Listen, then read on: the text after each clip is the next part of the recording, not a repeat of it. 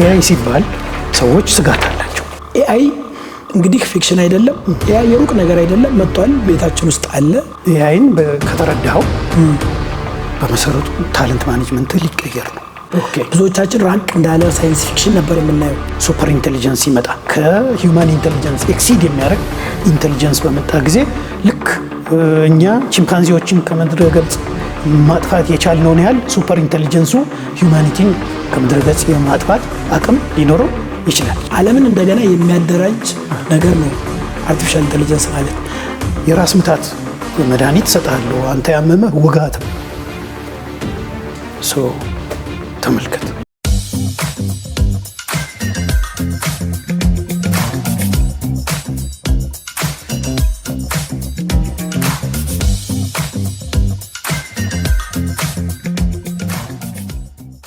ጤና ይስጥልኝ ተመልካቾቻችን፣ ዛሬ አዲስ ርዕስ ይዘን መተናል።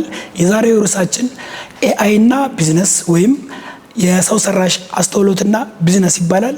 የዛሬው እንግዳችን በለንደን የሚገኘው ቢሮአቸው የአክሶኖቫ ኮንሰልቲንግ ፋውንደርና ሲኢኦ ናቸው። ዛሬ ከኛ ጋር ሆነው ስለ አርቲፊሻል ኢንተለጀንስ ወይም የሰው ሰራሽ አስተውሎት በጥልቅ እንወያያለን። በጣም ጥሩ ግንዛቤ ታገኛላችሁ ብለን እንጠብቃለን። መጀመሪያ ግን አቶ ከማል ራሺድ ራሳቸውን ያስተዋውቃሉ። አቶ ከማል እስኪ ትንሽ ስለ ራስህ። እሺ፣ ስሜ ከማል ራሺድ ይባላል። እንዳልከው ሚሊዮን የአክሶኖቫ ኮንሰልቲንግ ሲኢኦ እና ፋውንደር ነኝ። አክሶኖቫ በለንደን ቤዝ ያደረገ በአርቲፊሻል ኢንቴሊጀንስ ላይ ኮንሰልቲንግ ሰርቪስ በመስጠት እንዲሁም የኤአይ ኮንሰልቲንግ እና የኤአይ ትሬኒንግ በመስጠት የተሰማራ ድርጅት ነው። ይሄን ካልኩ ለጊዜ ይበቃል። እንዳልከው ሉኪንግ ፎርወርድ በደንብ ኤአይን በደንብ አድርገን ዲስከስ እንድናደርግ። በጣም ቆንጆ። እንግዲህ ኤአይን በተመለከተ ወርኪንግ ኖሌጅ ነው ያለህ፣ ቲዮሪ አይደለም። ከራስህም አልፈህ ሰዎችን እያሰለጠንክ ነው፣ ካምፓኒዎችን እያሰለጠንክ ነው፣ ፕሮዳክቲቪቲ እየጨመርክ ነው። ስለዚህ ኤአይን በጥልቅ እና ፕራክቲካል በሆነ መልኩ ስለምታውቀው ከቢዝነስ ጋር በተገናኘ መልኩ ኤአይ አርቲፊሻል ኢንተለጀንስ ወይም ሰው ሰራሽ አስተውሎት ይባላል በአማርኛው። ከቢዝነስ ጋር በተገናኘ ምን ማለት ነው? ከቢዝነስ ጋር በተገናኘ ስለሆነ ወደ ቴክኒካል ነገሩ አልገባም።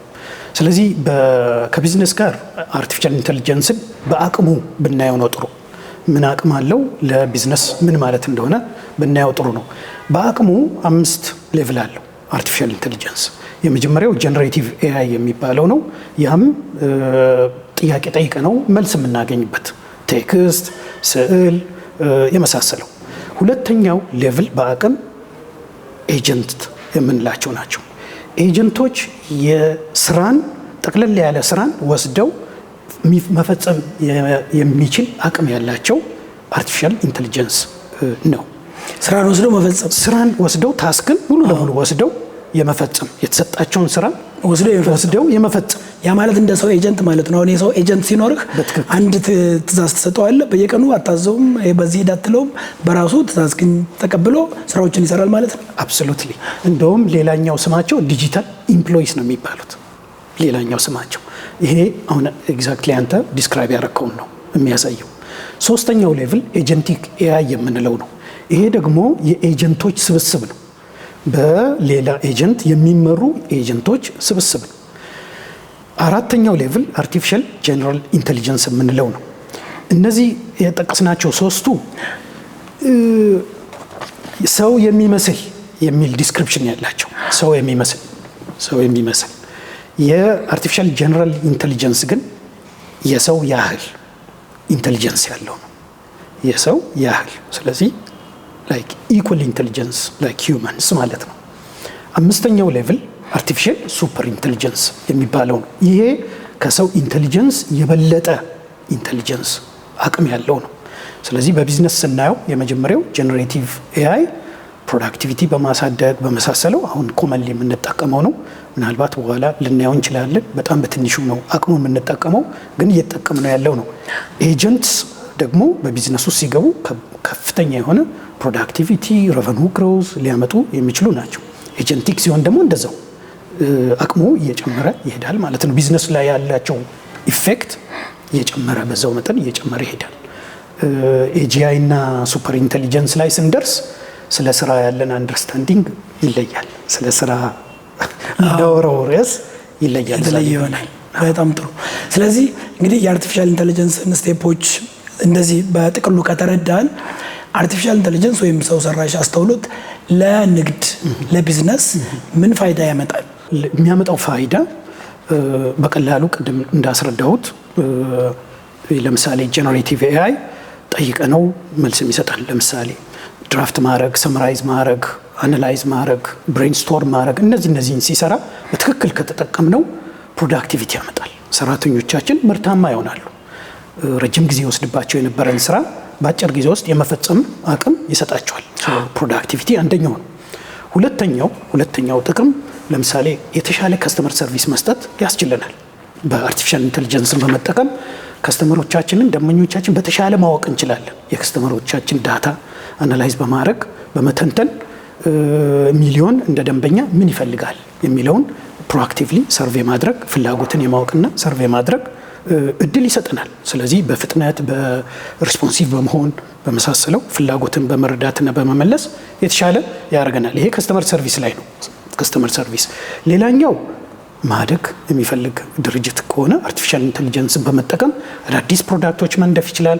አዳዲስ ሰርቪሶችን ማዘጋጀት ይችላል ለደንበኞቹ።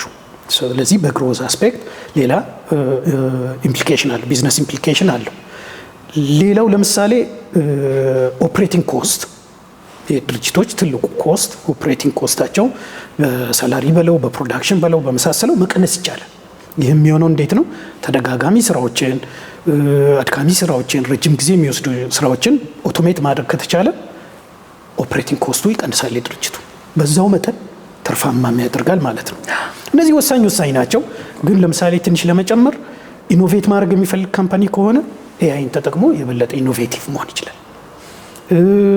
ሪስኩን ለምሳሌ ሌላኛው አስፔክት ሪስክ ካለው ሪስክን ቶሎ ዲቴክት አድርጎ ማኔጅ ማድረግ የኬፓቢሊቲ ሳይበር ሴኩሪቲ በለው ሌሎች ነገሮችን እርሊ ዲቴክት የማድረግ አቅም ይሰጠዋል። ሶ እነዚህ በተወሰነ የጠቀስኳቸው ናቸው። እነዚህ ሁሉ ለቢዝነስ በጣም ሬሌቫንት ጥቅሞች ናቸው። ስለዚህ ቢዝነስ ወጪዎቹን እንዲቀንስ እንዲያድግ ያለውን ሪሶርስ ተጠቅሞ በጣም ማክሲማይዝ አድርጎ እንዲያድግ፣ ምክንያቱም ቅድም እንዳልከው ተደጋጋሚ የሚባሉትን ነገሮች ስለሚወስድልን እነዚህ ለተደጋጋሚ ነገሮች ሰዎችን የምንጠቀምባቸውን በጣም በፈጠነ ዋጋውን በቀለለ መልኩ ስለሚያስተናግደው ካምፓኒያችን ምናልባት ሳምንት የሚፈጀውን ነገር በአንድ ቀን ሰራ ማለት ብዙ ያመርታል ማለት ነው። ወጪ ቀነሰ ማለት ብዙ ያተርፋል ማለት ነው። በዚህ መልኩ ድርጅቶች በቶሎ ሊያድጉ ይችላሉ፣ ቶሎ ሊስፋፉ ይችላሉ፣ የበለጠ አትራፊ ሊሆኑ ይችላሉ። አብሶሉትሊ በትክክል እንግዲህ ይሄ በጣም ትልቅ ጥቅም ነው። በአገር ደረጃም በለው በካምፓኒ እንግዲህ ካምፓኒ ሲያድግ አገር ያድጋል አይደል? ካምፓኒ ፕሮፊቴብል ሲሆን ለሀገር የሚከፍለው ለታክስ የሚከፍለው ብዙ ይሆናል። ያ ማለት ደግሞ ሀገር ያሳድጋል ማለት ነው። ሀገር ሲያድግ ደግሞ ዓለምም ያድጋል ማለት ነው፣ ፕሮዳክቲቪቲ ሲጨምር። ይሄ ሁሉ ጥቅም እንዳለው ነግረህናል። በጣም ጉልህ የሆነ ጥቅም ነው። ከአርቲፊሻል ኢንቴሊጀንስ ወይም ከሰው ሰራሽ አስተውሎት ጋር የምንሰማቸው ነገሮች ደግሞ ኃላፊነት በተሞላው መንገድ ሰው ሰራሽ አስተውሎትን ወይም አርቲፊሻል ኢንቴሊጀንስን መጠቀም የሚባል ነገር ደግሞ እንሰማለን። ምክንያቱም ሁሌ ቴክኖሎጂ ሲመጣ ሁሌ ፖዚቲቭ ሳይድ ብቻ ሳይሆን ኔጌቲቭ ሳይድ ሊኖረው ይችላል። ሶ ፖዚቲቭ ሳይዱን እየተጠቀምን ኔጌቲቭ ሳይዱን ቀንሰን በኃላፊነት በተሞላው መልኩ ኃላፊነታችን ለማን ነው? ለአካባቢያችን፣ እንዲሁም ለአካባቢያችን ላሉ ሰዎች እና ለሌሎችም ከኛ ጋር ለሚኖሩ ሰዎች እና ህዝቦች ተጠንቅቀን ለዓለማችንም ተጠንቅቀን እንዴት ሰው ሰራሽ አስተውሎትን እንጠቀማለን ስለሚለው ደግሞ እስኪ ትንሽ እናውራ። ትክክል ኤአይ ቅድም በጣም በዝርዝር ረጅም ሊስት ኦፍ ጥቅሞች አንስተናል። ግን ደግሞ ጥንቃቄ ካልተደረገ ሪስፖንሲብል ዩዝ የምንለው ደግሞ አፕላይድ ካልሆነ የራሱ የሆነ አደጋ አለው። ለምሳሌ በቢዝነስ ደረጃ ስናየው ዳታ ፕራይቬሲ በጣም ቁልፍ ነገር ነው በማንኛውም ድርጅት። ስፔሻሊ ደግሞ ሴንሲቲቭ የሆነ የከስተመር ዳታ የሚይዙ ድርጅቶች በጣም መጠንቀቅ ይኖርባቸዋል። ይህን ጥንቃቄ ሳያደርጉ ሰራተኞቻቸው ለምሳሌ አርቲፊሻል ኢንቴሊጀንስን የሚጠቀሙ ከሆነ ፕራይቬት ዳታ ኤአይ ቱል ውስጥ ከገባ ድርጅቱን ለተለያየ ክስ ሊያጋልጠው ይችላል። ስህተትም ነው። ኤአይ የሚሰጠን አውትፑት የተሳሳተ ይሁን አይሁን ማጣራት ሳናደርግ የምንጠቀመው ከሆነ ለደንበኞቻችን አልፎ ይሄዳል። አንድ ሪፖርት ሊሆን ይችላል ለምሳሌ አልፎ ይሄዳል የተሳሳተ መረጃ። ያ ከፍተኛ ዳሜጅ ያመጣብናል። ትረስት ሎስ ሊያመጣ ይችላል። ሪፖርትም የተደረጉ ብዙ ኢንሲደንቶች አሉ ከጥንቃቄ ማነስ። ስለዚህ ኤአይ የሚሰጠንን ሪፖርት በጥንቃቄ ማየት በጣም ወሳኝ ነው የሚሆነው። ሌላኛው የሬስፖንሲብል ዩዝ አንዱ አካል ኦቨር ሪላያንስ ነው። ኤክሰሲቭሊ ኤአይ ላይ ሪላይ ማድረግ በጣም ከባድ ችግር ያመጣል። ኤአይ የሰጠን ነገር በሙሉ ትክክል ነው ብሎ አምኖ የሂውማን ጀጅመንት እና የሂውማን ሪቪው አፕላይ አለማድረግ ለከፍተኛ አደጋ ያጋልጣል። ጥንቃቄ የሚፈልግ ነገር ይሆናል። ሌላው ኤአይ ባያዝድ የሆነ አውትፑት ሊሰጠን ይችላል። ኤአይን ስንጠቀም የምናሳልፈው ውሳኔ ባያዝድ የሆነ ውሳኔ ሊሆን ይችላል። አንፌር የሆነ ውሳኔ ሊያሳልፍ ይችላል። ቀላል ምሳሌ ልስጥ። ሪክሩትመንት ላይ ሰራተኞች በምንቀጥር ጊዜ ኤአይ ቱልን ተጠቅመን ስክሪን ልናደርግ እንችላለን። ያገለግላልም፣ አሁንም እያገለገለ ነው ብዙ ቦታ። ያን በምናደርግ ጊዜ ለምሳሌ ኤአይ የተማረበት ዳታ በአብዛኛው የተማረበት ሲቪ ዳታ የወንድ የሜል ሲቪ ከሆነና ያን ሪፍሌክት የሚያደርግ ከሆነ የሴት አፕሊካንቶችን ሲቪ የዲስኳሊፋይ የማድረግ ቴንደንሲ ሊኖር ይችላል። ስለዚህ ስክሪን ሆነው ሾርት ሊስትድ የሚሆኑት አብዛኛው ጊዜ የወንዶች ይሆናሉ ማለት ነው። ይሄ ቀለል ያለ ግልጽ የሆነ ምሳሌ ለማቅረብ ነው እንጂ ብዙ ኢንሲደንቶች አሉ። ስለዚህ ይህንን ማየት እና ፌር ነው ወይ የሚለውን ቼክ ማድረግ ኢምፖርታንት ነው። ስለዚህ ብዙ ነገር መዘርዘር ለሳይበር ሴኩሪቲ ሊያጋልጥ ይችላል። ስለዚህ አስፈላጊው ጥንቃቄ ማድረግ ተገቢ ነው እና ሁልጊዜም የኤአይን ጥቅም ከሬስፖንሲብል ዩዝ ጋር አብሮ ማየት፣ ከጥንቃቄ ጋር አብሮ ማየት አስፈላጊ ነው። ድርጅቶች ደግሞ ይህን ማድረግ ይኖርባቸዋል። ስፔሻሊ ደግሞ ለምሳሌ አንዳንድ ድርጅቶች ለምሳሌ የጤና ሰርቪስ የሚሰጡ የታካሚዎችን በጣም ፕራይቬት የሆነ የጤና ዳታ ስለሚይዙ ከፍተኛ ጥንቃቄ ማድረግ ይኖርባቸዋል። ለምሳሌ ባንኮች ብዙ ዳታ ይዛሉ፣ የከስተመሮቻቸውን የፋይናንሻል ዴታ፣ ፐርሰናል ዴታ በጥንቃቄ መያዝ ይኖርባቸዋል እና እነዚህ ብዙ ምሳሌ መጥቀስ ይቻላል። ሴንሲቲቭ የሆኑ ኤአይ ብዙ ሰው ኦልሬዲ ይጠቀማል በብዙ ድርጅቶች ውስጥ። ይሄ ግን ጋይዳንስ ተሰጥቷል ወይ፣ ይሄ ጥንቃቄ እንዲያደርጉ መመሪያ ተሰጥቷል ወይ፣ ትሬኒንግ ተሰጥቷል የሚለው ከፍተኛ ዳውት አለኝ። እንዲያውም አሁን እንዳልከው እንግዲህ የአደባባይ ሚስጥር ነው። ብዙ ሰው ኤአይን ይጠቀማል። የተወሰነ በፊት የሆነ ነገር ማወቅ ስንፈልግ ድሮ መጽሐፍ ነበር ፈልገን ምናምን መጽሐፉ እንደ ልብ ላይ ይገኝ ይችል ነበር። ከዛ ኮምፒውተር ከመጣ በኋላ ደግሞ ጉግል አድርገው ይባላል። እንዲያውም ጉግል ከድርጅት ስምነት ወደ ወርድነት ሄዶ ነበርና የሆነ ነገር ከጠፋብኝ ቴክኒካል ወርድ ከሆነ ጉግል ማድረግ ነበር። አሁን ያ ሁሉ ቀርቶ ወደ ኤአይ አንድ ነገር ማወቅ ስንፈልግ ወደ ኤአይ መምጣት ጀምረናልና ብዙ ሰው ይጠቀምበታል። ፍሪ ቨርዥንም ስላለው በኢትዮጵያ ውስጥ አብዛኛው ሰው ይጠቀምበታል። ግን በድርጅቶችም ሆነ እንዲሁ በሌላ አካል ያልተሰጠ አንድ ነገር አንደኛ ኤአይ እንደ ሰው ወይም እንደ አንድ ድርጅት ኃላፊነት የሚወስድ ነገር አይደለም። ኤኒ ችግር ቢደርስ ሰውየው ነው እንጂ ተጠቃሚው ወይም ድርጅቱ ነው እንጂ ኃላፊነቱን የሚወስደው ኤአይ አይደለም። ሁለተኛ እነዛ ቅድም ያልካቸው ችግሮች አሉ። ኤአይ ሱፐርናቹራል የሆነ ልክ እግዚአብሔር ወይም አላህ እንደምንለው አይነት ነገር አይደለም አይደል? ይሳሳታል። ያ ተሳስቶ ለምሳሌ አንድ ፕሮብሌም አንድ ቻሌንጅ ወስጄ ኤአይን ተጠቅሜ ፕሮዲዩስ ባደርግና ያ ነገር ቢሳሳት እንደ እንትን የኔ ችግር አይደለም ኤአይ ነው ማለት አልችልም። ማይ ፕሮብለም የራሴ ችግር ነው። ፍርድ ቤትም ከቀረብ ክስም ከደረሰኝ እኔ ነኝ የምከሰሰው። ያ አንድ ነገር ሆኗል። ሁለተኛ ደግሞ ኤአይ እንደማንኛውም እንትን ደግሞ ይሳሳታል። ልክ ነው። ትሬን ያልተደረገበት ነገር ላይ ብዙ አያውቅም። ሌላው ትልቁ ችግር ደግሞ ልክ ሲናገር ኤአይ በጣም እርግጠኛ እንደሆነ አድርጎ በያዝ የማድረግ ነገር አለው። ያ ሁሉ ችግር ስላለ በጥንቃቄ ትልቅ ጥቅም አለው፣ ትልቅ ፕሮዳክቲቪቲ አለው። ግን ትልቅ ጥንቃቄ ደግሞ አብሮ የሚሰጠን ነገር ነው።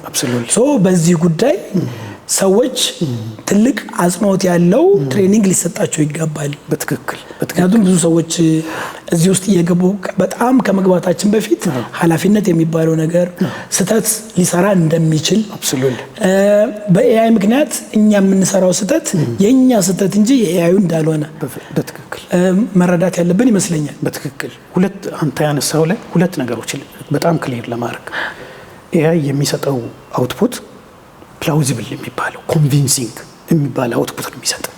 በጣም አሳማኝ ሬዚስት የማታደርገው አይነት አውትፑት ነው የሚሰጠው። ያ ነው አንዱ ችግር። ያን መረዳት ያስፈልጋል።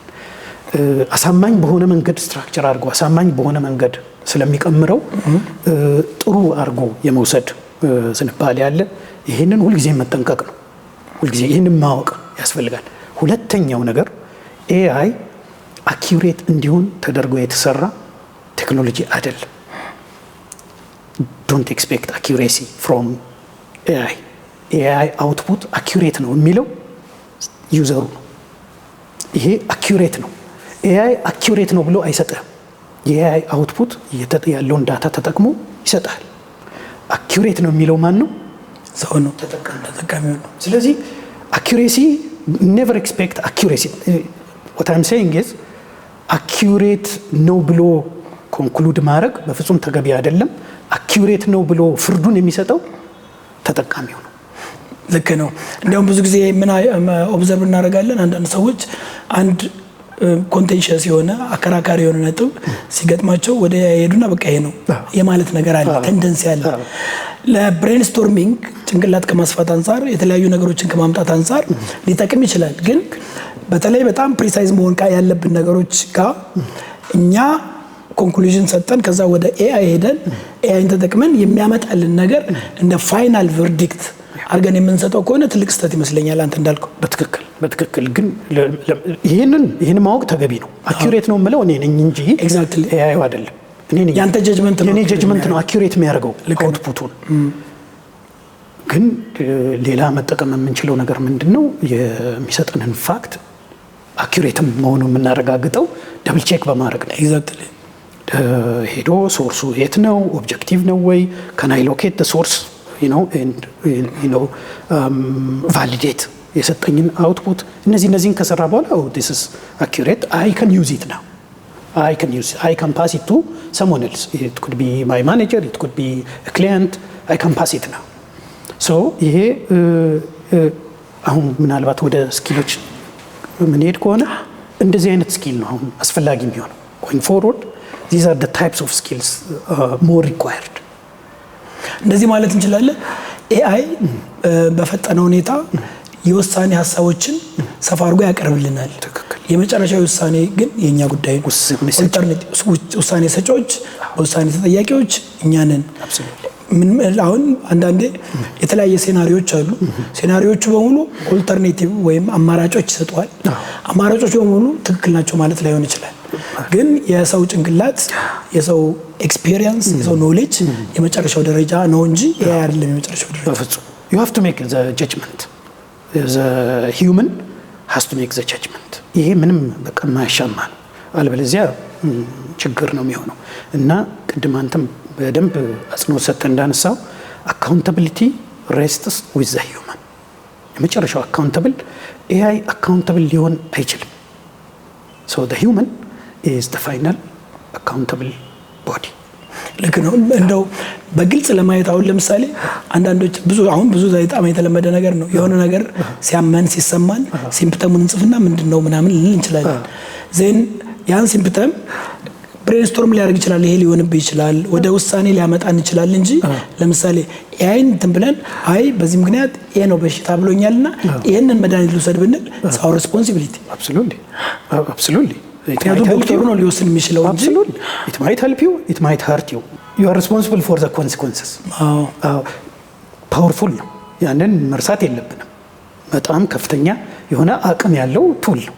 በጣም ከፍተኛ በፒኤችዲ ሌቭል ነው ብዙ ነገር የሚሰራው ነው። በዛ ሌቭል ቴስት የደረሰ ደረጃ ደርሷል። አሁን it's powerful። ግን ቁም ነገሩ ፓወርፉል መሆኑ ሳይሆን ሃሉሲኔት ያደርጋል። ሃሉሲኔሽን አንዱ ችግሩ ነው። የሌለ ነገር ሰፖርት ያልሆነ ነገር ኤቪደንስ ያልሆነ ነገር አስተካክሎ ቀምሮ አሳምሮ ይሰጣል። ያ አቅም አለው። ያንተ ደግሞ እንደ ዩዘር ይህን ፈትሸ ይሄ ነገር ይሄ ፓርት ቫሊድ አይደለም፣ ኤቲካል አይደለም፣ ሬሌቫንት አይደለም ማለት አለብህ። ኮምፕሊትነስ ያንሰዋል፣ ኤክሰሲቭ ነው። ለምሳሌ አሁን ብዙ ረዘም ያለ ነገር ነው የምታገኘው። ልክ ነው፣ የበዛ ነገር በትክክል እና እንደው በቀላሉ በጣም ቀላል እንትን ለማለት አንድ እኔ የማውቀው ሰው እንዲያውም የታክስ አድቫይስ ፈለገ እና አሁን ኤአይ ስላለ ታክስ አድቫይዘሮች ብዙም አያስፈልጉኝም አለ።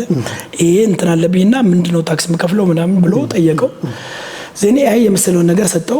ግን ምን ሚስ አድርጎ ነበር በጣም እነዚህ አሁን ታክስ ውስጥ ፕሮክላሜሽን ባለ አዋጅ ማለት ነው፣ ሬጉሌሽን አለ ደንብ ማለት ነው፣ ዳይሬክቲቭስ አሉ መመሪያ፣ ከዛ ሰርኩላርስ ሌሎች ነገሮች አሉ እና በየጊዜው ደግሞ ውሳኔዎች አሉ። የታክስ ኦፊስ የሚኒስትሪ ኦፍ ፋይናንስ ውሳኔዎች አሉ።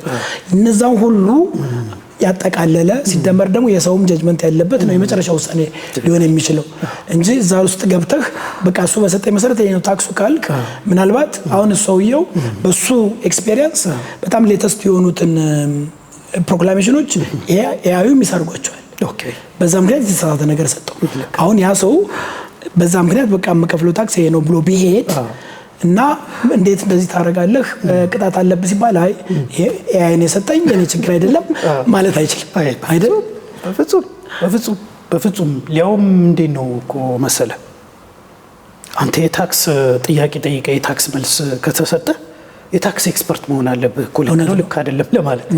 አዎ አንድ የሕክምና ጥያቄ እኔ ሐኪም አይደለሁ የሕክምና ጥያቄ ጠይቀው የሚሰጠኝን አውትፑት ዝም ብዬ ዶክተር ነኝ ብዬ ይዤ መዞር እችላለሁ እንዴ? ሰው ይሄን ተጠቀም ማለት እችላለሁ? የጀጅመንቱ ጉዳይ እኮ ነው። የጀጅመንቱ ጉዳይ ነው። የሚመጣው አውትፑት ጀጅ አድርገህ ማሳለፍ አቅሙ የለም። ለምን የታክስ አድቫይዘሪ ወር የታክስ ኤክስፐርቲዝ የለም። ይሄ ነው ኦቨርሊያንስ ያልነው ቅድም።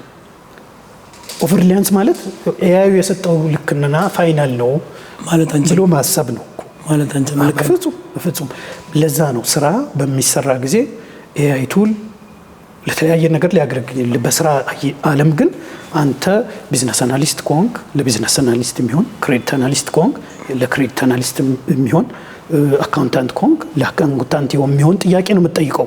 አካውንታንት ስለሆንክ የሚሰጥህን አውትፑት መገምገም ትችላለህ፣ መመዘን ትችላለህ።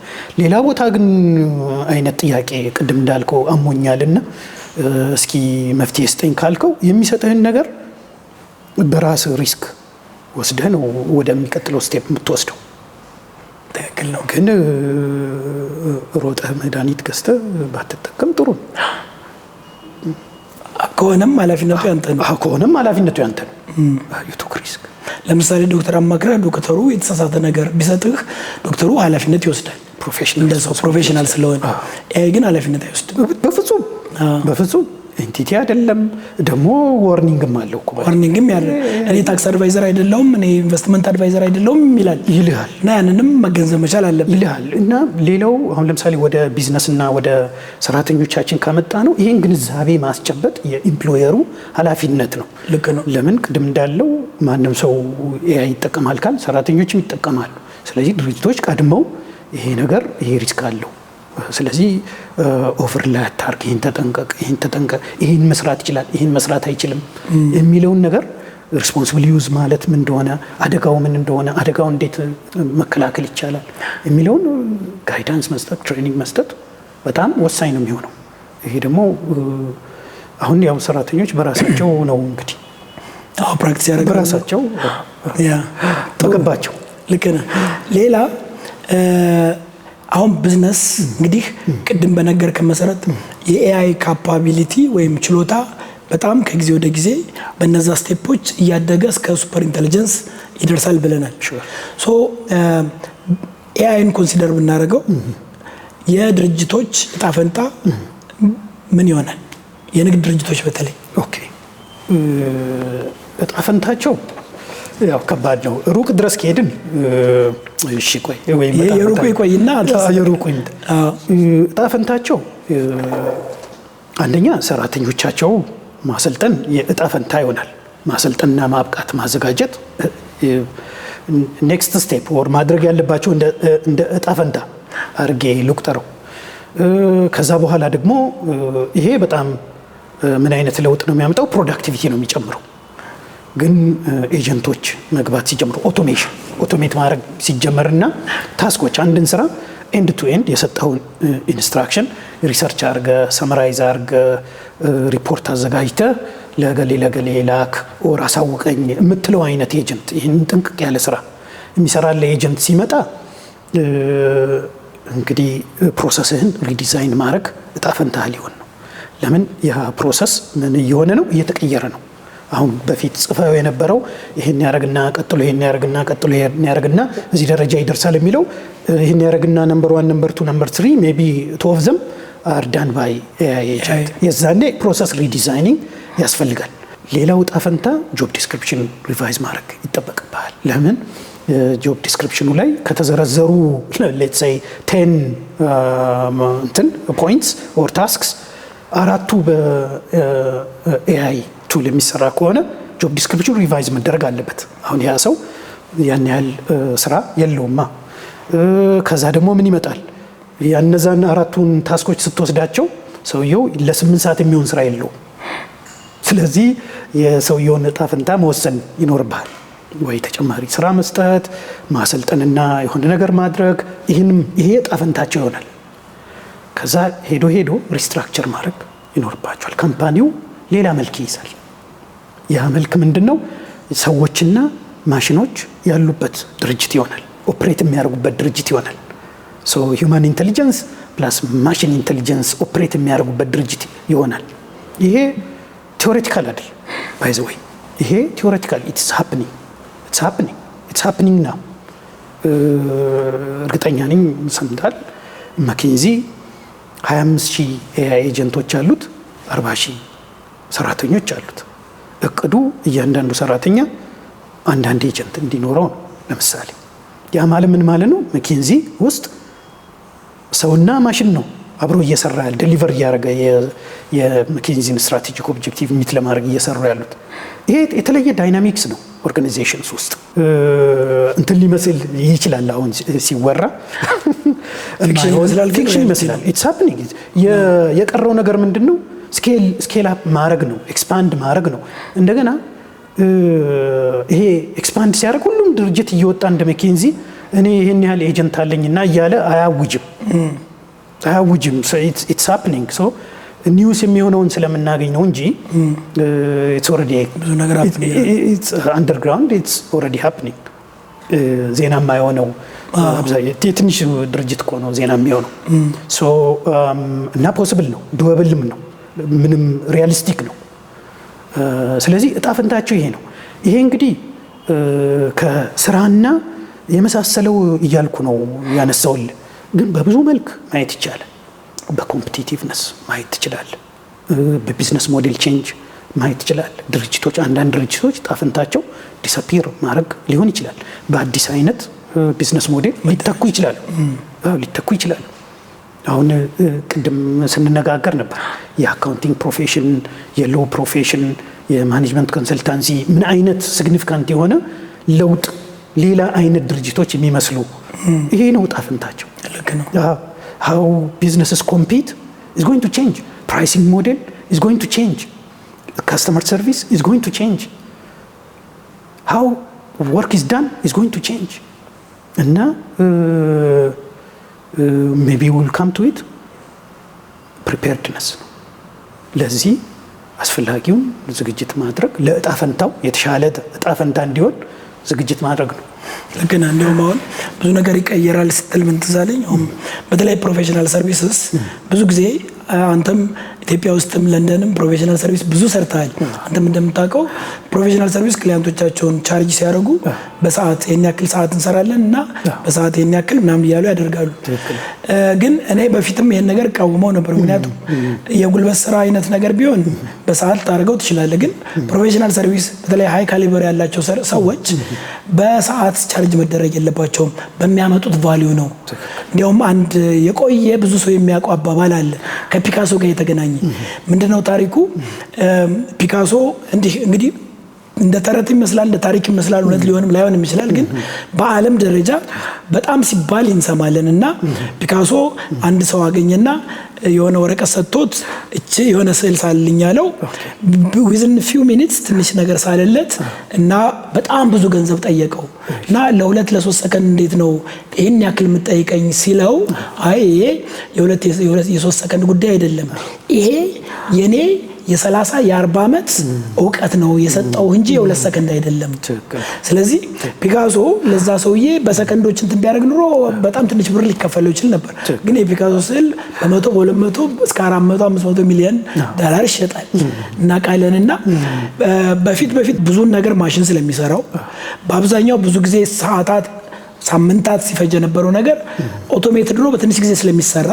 ዋናው ነገር ደግሞ ያ ፕሮፌሽናል ሰርቪስ የሚሰጠው የመጨረሻው ጀጅመንት ቅድም እንዳልነው አርቲፊሻል ኢንተለጀንስ ብዙ ነገር ይሰራል፣ የመጨረሻውን ውሳኔ ግን ሰው ነው የሚወስነው። ለዛ የውሳኔ ብቃት ነው ሰዎቹ መከፈል ያለባቸው። ቅድም እንዳልከው ተቀየረ ማለት ነው። ቻርጅ አውት ሬት የሚባለው በሰዓት የሚባለው ነገር ይቀየርና በቫልዩ ይሆናል ማለት ነው። ትክክል። ይሄውን የፕራይሲንግ ሞዴል ተቀየረ ማለት ነው። ያ በሰዓት ቻርጅ ታርጌት የነበረው በቃ በቫልዩ የሰጠኝ ቫልዩ ምንድነው ነው በዛ ነው መከፍልህ ይመጣል ማለት ነው። ይሄ ኦሬዲ አሁን ትልቅ ግሎባል ኮንሰልቲንግ ፈርምስ እና የመሳሰለው ኦሬዲ የቀየሩት ነው ፕራይሲንግ ሞዴላቸውን። ከዚሁ ጋር ተያይዞ ደንበኞችም ሊጠይቁ ይችላሉ። ልክ ነው። አሁን ቫልዩ የሰጠኝ ብቻ ሳይሆን አሁን ዛሬ ቻርጅ የምታደርጋቸው ወደድ ያለ ገንዘብ በኤአይ እኮ እየሰራ ነው፣ አሁን ለምንድን ነው ይሄን ያህል ቻርጅ የምታደርገኝ አይነት ጥያቄ ይመጣል። እንደዛም ነገር ተጀምሯል። ልክ ተጀምሯል ይመጣል። በኤአይ ነው። ለምሳሌ ቅድም ያነሳ ነው KPMG ግራንድ ቶሮንቶን የKPMG ኦዲተር ነው። ስለዚህ KPMG ምን ይለዋል? ግራንድ ቶሮንቶንን ኦዲት ፊን ቀንስልኝ፣ ኤአይ ተጠቅመ በትንሽ ጊዜ በፍጥነት እየሰራ ነው። ተመልከት። ማለት ነው ለተመልካቾቻችን እንዲገባን ለምሳሌ እኔ በጣም መፈለግ ኤክስፐርት ነኝ። ለምሳሌ ድሬዳዋ ነው ያለው ትልበል፣ አንተ አዲስ አበባ ነው ያለው። የሆነ ስራ እንድትሰራልኝ ምን ያክል ከፍላለሁ ስትለኝ ከድሬዳዋ እስከ አዲስ አበባ ድረስ ለመምጣት 10 ቀን ይፈጅብኛል፣ ምክንያቱም በበቅሎ በመናምን ነው የምመጣው። ከዛ መጥቼ ነው የምሰራልህልና የ10 ቀኑን ሲደመር አዲስ አበባ ትንሽ የምሰራበት ነው። ከዛ ሌላ ሰው ደግሞ እንደዚህ በእኔ ተመሳሳይ የሆነ ኤክስፐርት እዛው ድሬዳዋ ያለ ሰው ኤክስፐርት አይኔ በፕሌን ነው መጣው በ1 ሰዓት በ2 ሰዓት ውስጥ ደርሳለሁ ከዛ ሰጣለሁ ስሉ ያኛው ሰውዬ የቫልዩን ብቻ እዚህ አዲስ አበባ መጥቶ የሚሰራበትን ብቻ ቻርጅ ያደርጋል። እኔ የመጣውበት የ5 ቀኑን ቻርጅ ላደርግ ነው። ግን እኔ በቅሎ ልምጣ በፕሌን ልምጣ ያንተ ጉዳይ አይደለም። ያንተ ጉዳይ የኔ ሰርቪስ ላንተ መስጠቴ ነው። ስለዚህ ከዚሁ ጋር የሚሄደው ነገር ቅድም ካለው ጋር አሁን በኋላ በተለይ ፕሮፌሽናል ሰርቪስ የተባሉ ነገሮች በፈጁት ሰዓት ሳይሆን ምን ያክል ቫልዩ እነዛ በጣም ጥሩ ዕውቀት፣ ጥሩ ክህሎት፣ ጥሩ ኤክስፔሪየንስ ያላቸው ጥሩ ጀጅመንት ያላቸው ሰዎች ምን ያክል ጥሩ ቫልዩ ሰጠን ብለው መስራት አለባቸው። እንዲያውም አንዳንዴ ፕሮፌሽናል ሰርቪስ ላይ ምን አይነት እንትን አለ እኛን ጨምሮ ለምሳሌ በጣም ጥልቅ የሆነ ስራ እንሰራና ትንሽ 10 ፔጅ 11 ፔጅ 15 ፔጅ ወረቀት ልሰጠው ትችላለህ አንድ ክሊያንት እና ግን የምታስከፍለው በሚሊዮን የሚቆጠር እንዴ ይሄ ሁሉ ሚሊዮን 10 ይሄን ያክል ፔጅ ተሰጠኛለህ ወይ አይነት ነገር አለ። ቫልዩ ነው ያ። እንዲያውም አንዳንዴ 500 ፔጅ አንብበህ እንትን ከምታረግ ትንሽ ፔጅ አንብበህ ጥሩ ነገር አውቀህ ያንተም ሰዓት ይቀንስልሃል፣ ያንተ ጉልበት ይቀንስልሃል፣ ትልቅ ቫልዩ ታገኛለህ። ስለዚህ በአስተሳሰብም ደረጃ ወደዛ ወደ ቫልዩ ማይግሬት ማድረግ መቻል አለብን። ልክ ነው። ስለዚህ ይሄ ሁሉ ኤአይ ይቀይረዋል። ይሄ አንዱ አካል ነው። አሁን ብዙ ነገር ነው ያነሳ ነው። ኢቭን ፕራይሲንግ ሞዴል ከስተመርን እንዴት ሰርቪስ እንደምታደርግ የከስተመር ኤክስፔክቴሽንን እንዴት ሚት እንደምታደርግ ሊስቱ ረጅም ነው። ሊስቱ ረጅም ነው። ልክ ነው። ሊስቱ ረጅም ይሄንን ለዚህ ዝግጅት ማድረግ ዝግጅት ማድረግ ያስፈልጋል። ሌላ እንግዲህ አንተ በአርቲፊሻል ኢንተለጀንስ ወይም የሰው ሰራሽ አስተውሎት በማማከር በማሰልጠን ላይ ነው ያለው። ከኤክስፔሪየንስ መጀመሪያ ደንበኞች አርቲፊሻል ኢንተለጀንስ መጠቀም እንፈልጋለን ሲሉህ ምን የተሳሳተ ነገር አይተህ ታውቃለህ እና በኋላ ምን ተገነዘቡ? ከልምድህ ኮመንሊ ስህተት ብዬ የማስበው ነገር በአርቲፊሻል ኢንተለጀንስ አረዳድ ከማል እስኪ ኤአይ ቱል ንገረን ወይንም ከማል ኤአይ ዩዝ ኬዝ እስኪ ሬኮመንድ አድርገን የሚል ጥያቄ ይመጣል። ይሄ ስህተት ነው። ቱል ይሄ ቱል የሚባለው ፔን ሲታወቅ ነው። ስትራቴጂ ሲታወቅ ነው። ዩዝ ኬዝ ሲታወቅ ነው። ዩዝ ኬዝ ስጠኝ ማለት ደግሞ መፍትሄ ስጠኝ ማለት ነው። መፍትሄ ነው። ዩዝ ኬዝ ማለት መፍትሄ ነው። የሆነ ችግር አለብህ ወይም ስትራቴጂ አለ፣ መፍትሄ ነው። ሶ ዩዝ ኬዝ መጠየቅ ማለት መድኃኒት ስጠኝ ማለት ነው። ዝም ብለህ በደፈነው ሚሊዮን መድኃኒት ስጠኝ ብለህ እንደመጠየቅ ነው በደፈናው። አሁን ሎጂካል አይደለም አይደል? ታምም ያለውና መድኃኒት ስጠኝ በቃ እሺ፣ ለምሳሌ እንደሱ ጥሩ እንደው ታምም ያለው መድኃኒት ስጠኝ ብሎ መጠየቅ ነው። አሁን እንደዚህ ስታስበው በቀለል ባለ ቋንቋ ኢሎጂካል ነው አይደል? እውነት ነው። ስለዚህ እኔ የራስ ምታት መድኃኒት እሰጥሃለሁ፣ አንተ ያመመህ ውጋት ነው። ሶ ተመልከት፣ መድኃኒት ስጠኝ ያልከው አይ ጌቭ ዩ ወይንም ከመም ሳይሆን ለምሳሌ አንተ ጠንካራ አጥንት ይኑረኝ 80 ሲሞላኝ ወይ 90 ሲሞላኝ ጠንካራ አጥንት እንዲኖረኝ ፈልጋለሁ ብለህ ስትራቴጂካሊ የጤና እቅድ ካለ ካላወቅኩ ማግኒዥየም ይሁን ሰፕሊመንት እንደምሰጥ አላውቅ። ስለዚህ ወይ ስትራቴጂ ወይ ዛሬ የሚያምህ ነገር በግልጽ መናገር አለብህ። ሶ ዩዝ ኬዝ የሚነሳው ኢዘር ስትራቴጂ ምንድን ነው፣ ያን ስትራቴጂ ሚት ለማድረግ የትኛው ኤአይ ዩዝ ኬዝ ነው የሚያስፈልገኝ ብለህ ነው የምትነሳው። ወይንም ዛሬ ይሄ ፔይን ፖይንት ነው፣ ይሄ ቻሌንጅ አለኝ፣ ይሄን ቻሌንጅ ሪዞልቭ ማድረግ ፈልጋለሁ። ለምሳሌ በጣም ተደጋጋሚ የሆነ ስራ፣ ጊዜ የሚወስድ ኢንኤፊሽንት የሆነ ቢሮክራቲክ የሆነ ስራ አለኝ። ዳትስ ፔይን ፖይንት። ሶ ይሄን እንዴት ሪዞልቭ ላድርገው ብለህ ዩዝ ኬዝ ይሆናል ማለት ነው። ዩዝ ኬዝ ይሆናል። ዩዝ ኬዝ ከኖረህ በኋላ ነው ኤአይ ቱል የምጠይቀው ይህን ዩዝ ኬዝ ሪዞልቭ የሚያደርግ። ሶ ይሄ ኮመንሊ የሚነሳ ይሄ ከምን ሚስ አንደርስታንዲንግ የሚመነጨው ኤአይ ቴክኖሎጂ ነው፣ የሆነ ቴክኖሎጂ ሳመጣ መፍትሄ አገኛለሁ ብሎ ኤአይ ግን ቅድም እንዳነሳ ነው ኢትስ ቢዮንድ ቴክኖሎጂ። ኢትስ ቴክኖሎጂ ግን ኢትስ ቢዮንድ ቴክኖሎጂ። ያ አንደርስታንዲንግ ቢዝነሶች ቢዝነስ ሊደርስ ሊኖራቸው ይገባል። ያ አንደርስታንዲንግ ኤአይ ከቴክኖሎጂ ያለፈ ነገር። ኤአይ ደግሞ ኢትስ ኖት ላይክ ዋን ታይም ፐርቼዝ ኦፍ ኤ ቱል። ኤአይ ኢዝ አ ማራቶን። ኤአይ ኢዝ ፎር ኤ ሎንግ ተርም። ኤአይ መጥቷል፣ ኢት ዊል ስቴይ። ዩ ጌት ቤተር ዌን ዩ ቲንክ ዳት ኢትስ አ ማራቶን። ስለዚህ በዛ ከተረዱት ጥያቄያቸውም ይለያል። ምናልባት ሌላ ቦታ ካለ እንዴት ነው መሆን ያለበት፣ የት መነሳት አለባቸው የመሳሰለውን ማየት እንችላለን። በጣም ጥሩ። አንድ ኤአይን ኦፊሻሊ እንግዲህ ሰራተኞች በተለያየ አጋጣሚ ይጠቀሙበታል። ኦፊሻሊ ሳይጠቀም የቆየ አንድ ድርጅት ለመጠቀም ዝግጅት ሲያደርግ እና ኮንሰልታንቶች እንዳንተ አይነት ኮንሰልታንቶች እና ትሬነሮች አሰልጣኞች ሲቀርብ በምን አቲቲዩድ መቅረብ አለበት? በምን ሁኔታ መዘጋጀት መቻል አለበት? ለምን ነገር ዝግጁ መሆን አለበት? እንግዲህ ለረጅሙ ጉዞ እንዴት ብሎ ይጀምር፣ እንዴት ብሎ ይቀጥል፣ እንዴት ብሎ ስኬል አፕ ያድርገው ነው የሚሆነው። ስረዳው ሪፍሬዝ ካረኩት ልክ ነው። ሶ የመጀመሪያው ነገር ሎንግ ተርም ከሆነ በአርቲፊሻል ኢንተለጀንስ በጣም በቀላሉ ላስቀምጠው። በጣም በቀላሉ ፋውንዴሽን ሲደመር ሮድ ማፕ ነው ሰክሰስፉል አዶፕሽን የሚያመጣው። ፋውንዴሽን ሲደመር ሮድ ማፕ። ሶ ፋውንዴሽን የምንለው ምንድን ነው? ፋውንዴሽን አንደኛው የሰው ኃይል ነው። የሰው ኃይል ማወቅ መሰልጠን አለበት፣ ቬሪ ኢምፖርታንት። ሁለተኛው ፕሮሰስ ነው። ፕሮሰስ ሪዲዛይን ለመደረግ ዝግጁ መሆን አለበት። ሶስተኛው ዳታ ነው። ዳታ ኤአይን እንድትጠቀም ከኤአይ በነፊት እንድታገኝ የሚያስችል መሆን አለበት። አራተኛው ኢት ሃዝ ቱ ቢ ገቨርንድ። ይሄ ኤአይ አዶፕሽን ኤአይ ዩዝ ገቨርን መደረግ አለበት። ሌላኛው ሊደርሺፕ ነው። ሊደርሺፕ needs to be aligned. They have to understand leadership ሲል ሲኢኦ ላይ ብቻ የሚቆም አይደለም። ሲኢኦ የተለየ ሮል ይኖረዋል።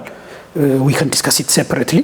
ሲኢኦ እንግዲህ ቅድም ያነሳ ነው ኢምፓክት ቴክኖሎጂ ያልፋል ካልን ሲኢኦ ይህን ነገር ኦን ማድረግ ወደ አለበት ወደሚለው ያመጣል። ስለዚህ ሲኢኦ እና የሲኢኦ ሪፖርቲስ they have to have a clear understanding of AI and the team, the leadership team needs to be aligned on this.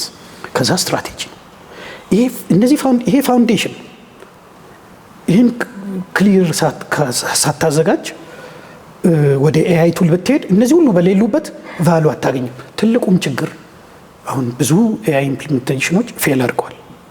ፌል ያደረጉበት ምክንያት ይህን ፋውንዴሽን ሳይሰሩ ወደ ቴክኖሎጂ ሄደው ብዙ ገንዘብ ኢንቨስት በማድረጋቸው ቶሎ ብሎ ቴክኖሎጂ ግዢ ላይ እንደዛ ነው። አሁን የኤአይ ዲሲቪንግ ነገሩ ናቹራሊ when you hear about ኤአይ አይቲ ነው ቴክኖሎጂ ነው ብለህ ነው የምታስበው እና ፈጥነ ስፔሻሊ ለምሳሌ ብዙ ሃይፕ አለ እንደምታውቀው ብዙ ከዛ በኤክሳይትመንት የምትወስነው ውሳኔ ይሄ ቱል ይኑረን የሆነ ኤአይ ቱል ይኑረን አይነት ውሳኔ ነው የሚሆነው። ግን አንዳንድ ጊዜ እኔም ሳደርገው ነበር ለሊደሮች ሴሽንስ ኤግዚኪቲቭ ሴሽንስ የመሳሰለው ሲሰጥ 38,000 ጫማ ላይ ነው የምታስቀምጣቸው። ግን አሁን የተረዳሁት ነገር ከዛም ማውረድ ያስፈልጋል። የሚወርዱት የቱ ጋር ነው እና ወርደው ነው መወሰን ያለባቸው። የሚወርዱት ይሄ እዚህ ጋር ነው። ፋውንዴሽኑን አንደርስታንድ ማድረግ የዛኔ ነው ራሽናል የሆነ ትክክለኛ ውሳኔ መወሰን የሚችሉት እንደዚህ ሲረዱት ነው። ሶ ይሄ ፋውንዴሽን ከኖረ በኋላ ይሄን ፋውንዴሽን ካዘጋጀ በኋላ ሮድ ማፕ ደግሞ ምንድነው ነው? ሮድ ማፕ ለምሳሌ ዝም ብለህ በአንድ ጊዜ ትልቁ ኢንቨስትመንት ውስጥ መሄድ የለብህም። አሁን አንዱ ከምንሰራው ስራ ማለት ያን ሮድ ማፕ ዲፋይን ማድረግ። ሮድ ማፕ ከምን መጀመር አለበት? ከኩዊክ ዊንስ መጀመር አለበት። ኩዊክ ዊንስ የምትላቸው ፊዚብል የሆኑ ሃይ ኢምፓክት የሆኑ ትጀምራለህ፣ እንደ ኤክስፐሪመንቴሽን ማለት ነው። ሶ ከነሱ ከዛ ሾርት ተርም ከዛ ሎንግ ተርሙ ብዙ ኢንቨስትመንት የሚፈልጉ ብዙ ኢምፓክት ያላቸው ግን መልመድ፣ መላመድ፣ መማር ከዛ በኋላ የምትሰራቸው ይሆናል። ይሄ ሮድ ማፕ ካለ እና ፋውንዴሽኑ ካለ ሁለቱ ሲጣመሩ ጥሩ የኤአይ አዶፕሽን መንገድ ውስጥ ትገባለህ ማለት ነው። አሁን እንዲያውም እንዳልከው በትንሹ ከጀመርክ ኤአይ የውሳኔ ጉዳይም ስለሚጠይቅ ምክንያቱም የመጨረሻው ኤአይ የምንጠቀም ሰዎች የመጨረሻው ውሳኔ የኛ ስለሆነ ውሳኔያችንን ብንሳሳት እንኳ ትንሽ ነገሮች ሲሆኑ ችግሩም ትንሽ ነው የሚሆነው ወደ ትልቁ ሄደን ኢምፕሊመንት ከማድረጋችን በፊት። ምክንያቱም ቅድም አንተ በደንብ እንዳስረዳሃል ኤአይ እና ሰው እኩል ነው የሚሰራው። ኤአይ ያቀርብልሃል፣ ሰው ይወስናል። ኤአይ ያቀርባል፣ ሰው ይወስናል። እና በትንሹ በኩዊክ ዊንስ በቀላሉ በትናንሽ ነገሮች ጀምረን ትናንሽ ነገሮችን የሚያጣድፉልን የሚያሳልጡልን እንደማለት ነው። በዛ ጀምረን ውሳኔ እየሰጠን ልምዳችን እያካበተን ስንሄድ ብንሳሳት እንኳ ስህተታችን የሚያመጣብን መጥፎ ነገር ትንሽ ነው የሚሆነው። ትክክል አይደል? አብሶሉትሊ። ከዛ ወደ ትልቁ ስንሄድ እየተማርን እንሄዳለን። ራሳችን የድርጅቱ ቅድም እንዳልከው ገቨርናንስ የድርጅቱ ገቨርን የሚያደርገው ኤአይ እንዴት እንጠቀምበት የሚለው ራሱ በገቨርናንስ ደረጃ ከትንሹ ወደ ትልቁ መሄድ ይችላል ማለት ነው። አብሶሉትሊ that's a very brilliant description or explanation. ኢቨን ገቨርናንስ አሳሪ ትልቅ የገቨርናንስ መጀመሪያ ላይ ማስቀመጥ የለበትም። አሳሪ ቢሮክራቲክ ኤክስፐሪመንት እንዳታረግ የሚያስር መሆን የለበትም። ፋውንዴሽናል ነገር ነው የምትጀምረው። ከዛ as your project gets complex ትንሽ ገቨርናንሱንም ኮምፕሌክስ ፕሮሰስህንም ትንሽ ጠንከር ወዳሉ ፕሮሰሶች ትወስደዋለህ። ስትራቴጂህንም ፍላጎትህንም የሰው ኃይልህንም እንደዛው ያሻሽ ዳታህንም እንደዛው ነው። ዳታውን ለምሳሌ ምናልባት ኮመንሊ የሚነሳ ችግር ነው። ዳታ ባለ ዳታ ትነሳለህ። ዳታን ግን በጣም ዴሊብሬት በሆነ መንገድ እያጸዳ ስትራክቸር እያረክ ስቶር እያረክ ትሄዳለህ። ስለዚህ ዛሬ የጀመርከው ዛሬ ባለ ዳታ ስቶሬጅ ውስጥ ካስቀመጥክ በኋላ ነገ ተነገ ወዲያ በምትሰራው ሪች እየሆነ ይሄዳል። ዛሬ የጀመርከው የዳታ ማሰባሰብ የዛሬ ዓመት በርከት ያለ ዳታ ይኖራል። እዛ ላይ ኤአይ ስታስቀምጥበት የተሻለ ፓወርፉል የሆነ የኤአይ አውትፑት ታገኛለህ። ዩ ስታርት ዳት ወይ ያ በጣም ትልቅ እንትን ነገር ነው።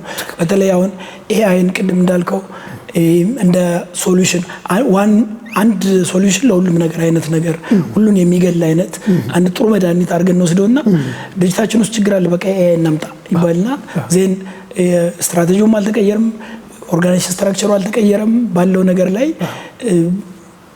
የመውደቅ አይነት ነገር ይመጣል። ኦርጋናይዜሽን ስትራክቸሩ ፕሮሰሱ አልተቀየረም። ለምሳሌ ብዙ ጊዜ ያለ ችግር ምንድነው? ኤአይ ቱል አለ፣ ፕሮሰሱ የድሮ ነው።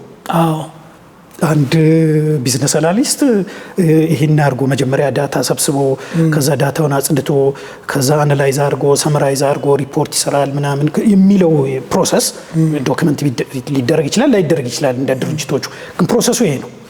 ከዚህ ፕሮሰስ ውስጥ የሆነውን ሲያነሳው ኤአይ የሰውየው ፕሮሰስ መስተካከል አለ። ኤግዛክትሊ ሰውየው ያንኑ ዳታ ይሰበስባል ምናምን የሚለው ስራ ጆብ ዲስክሪፕሽን እጁ ላይ አለ፣ ኤአይ ቱልም አለ። ስለዚህ ኮንፊውዥንም ይመጣል። የቱ ጋር ነው የሚያመጣል? ልክ ነው። የቱ ጋር ነው በነፊት ያደረገው?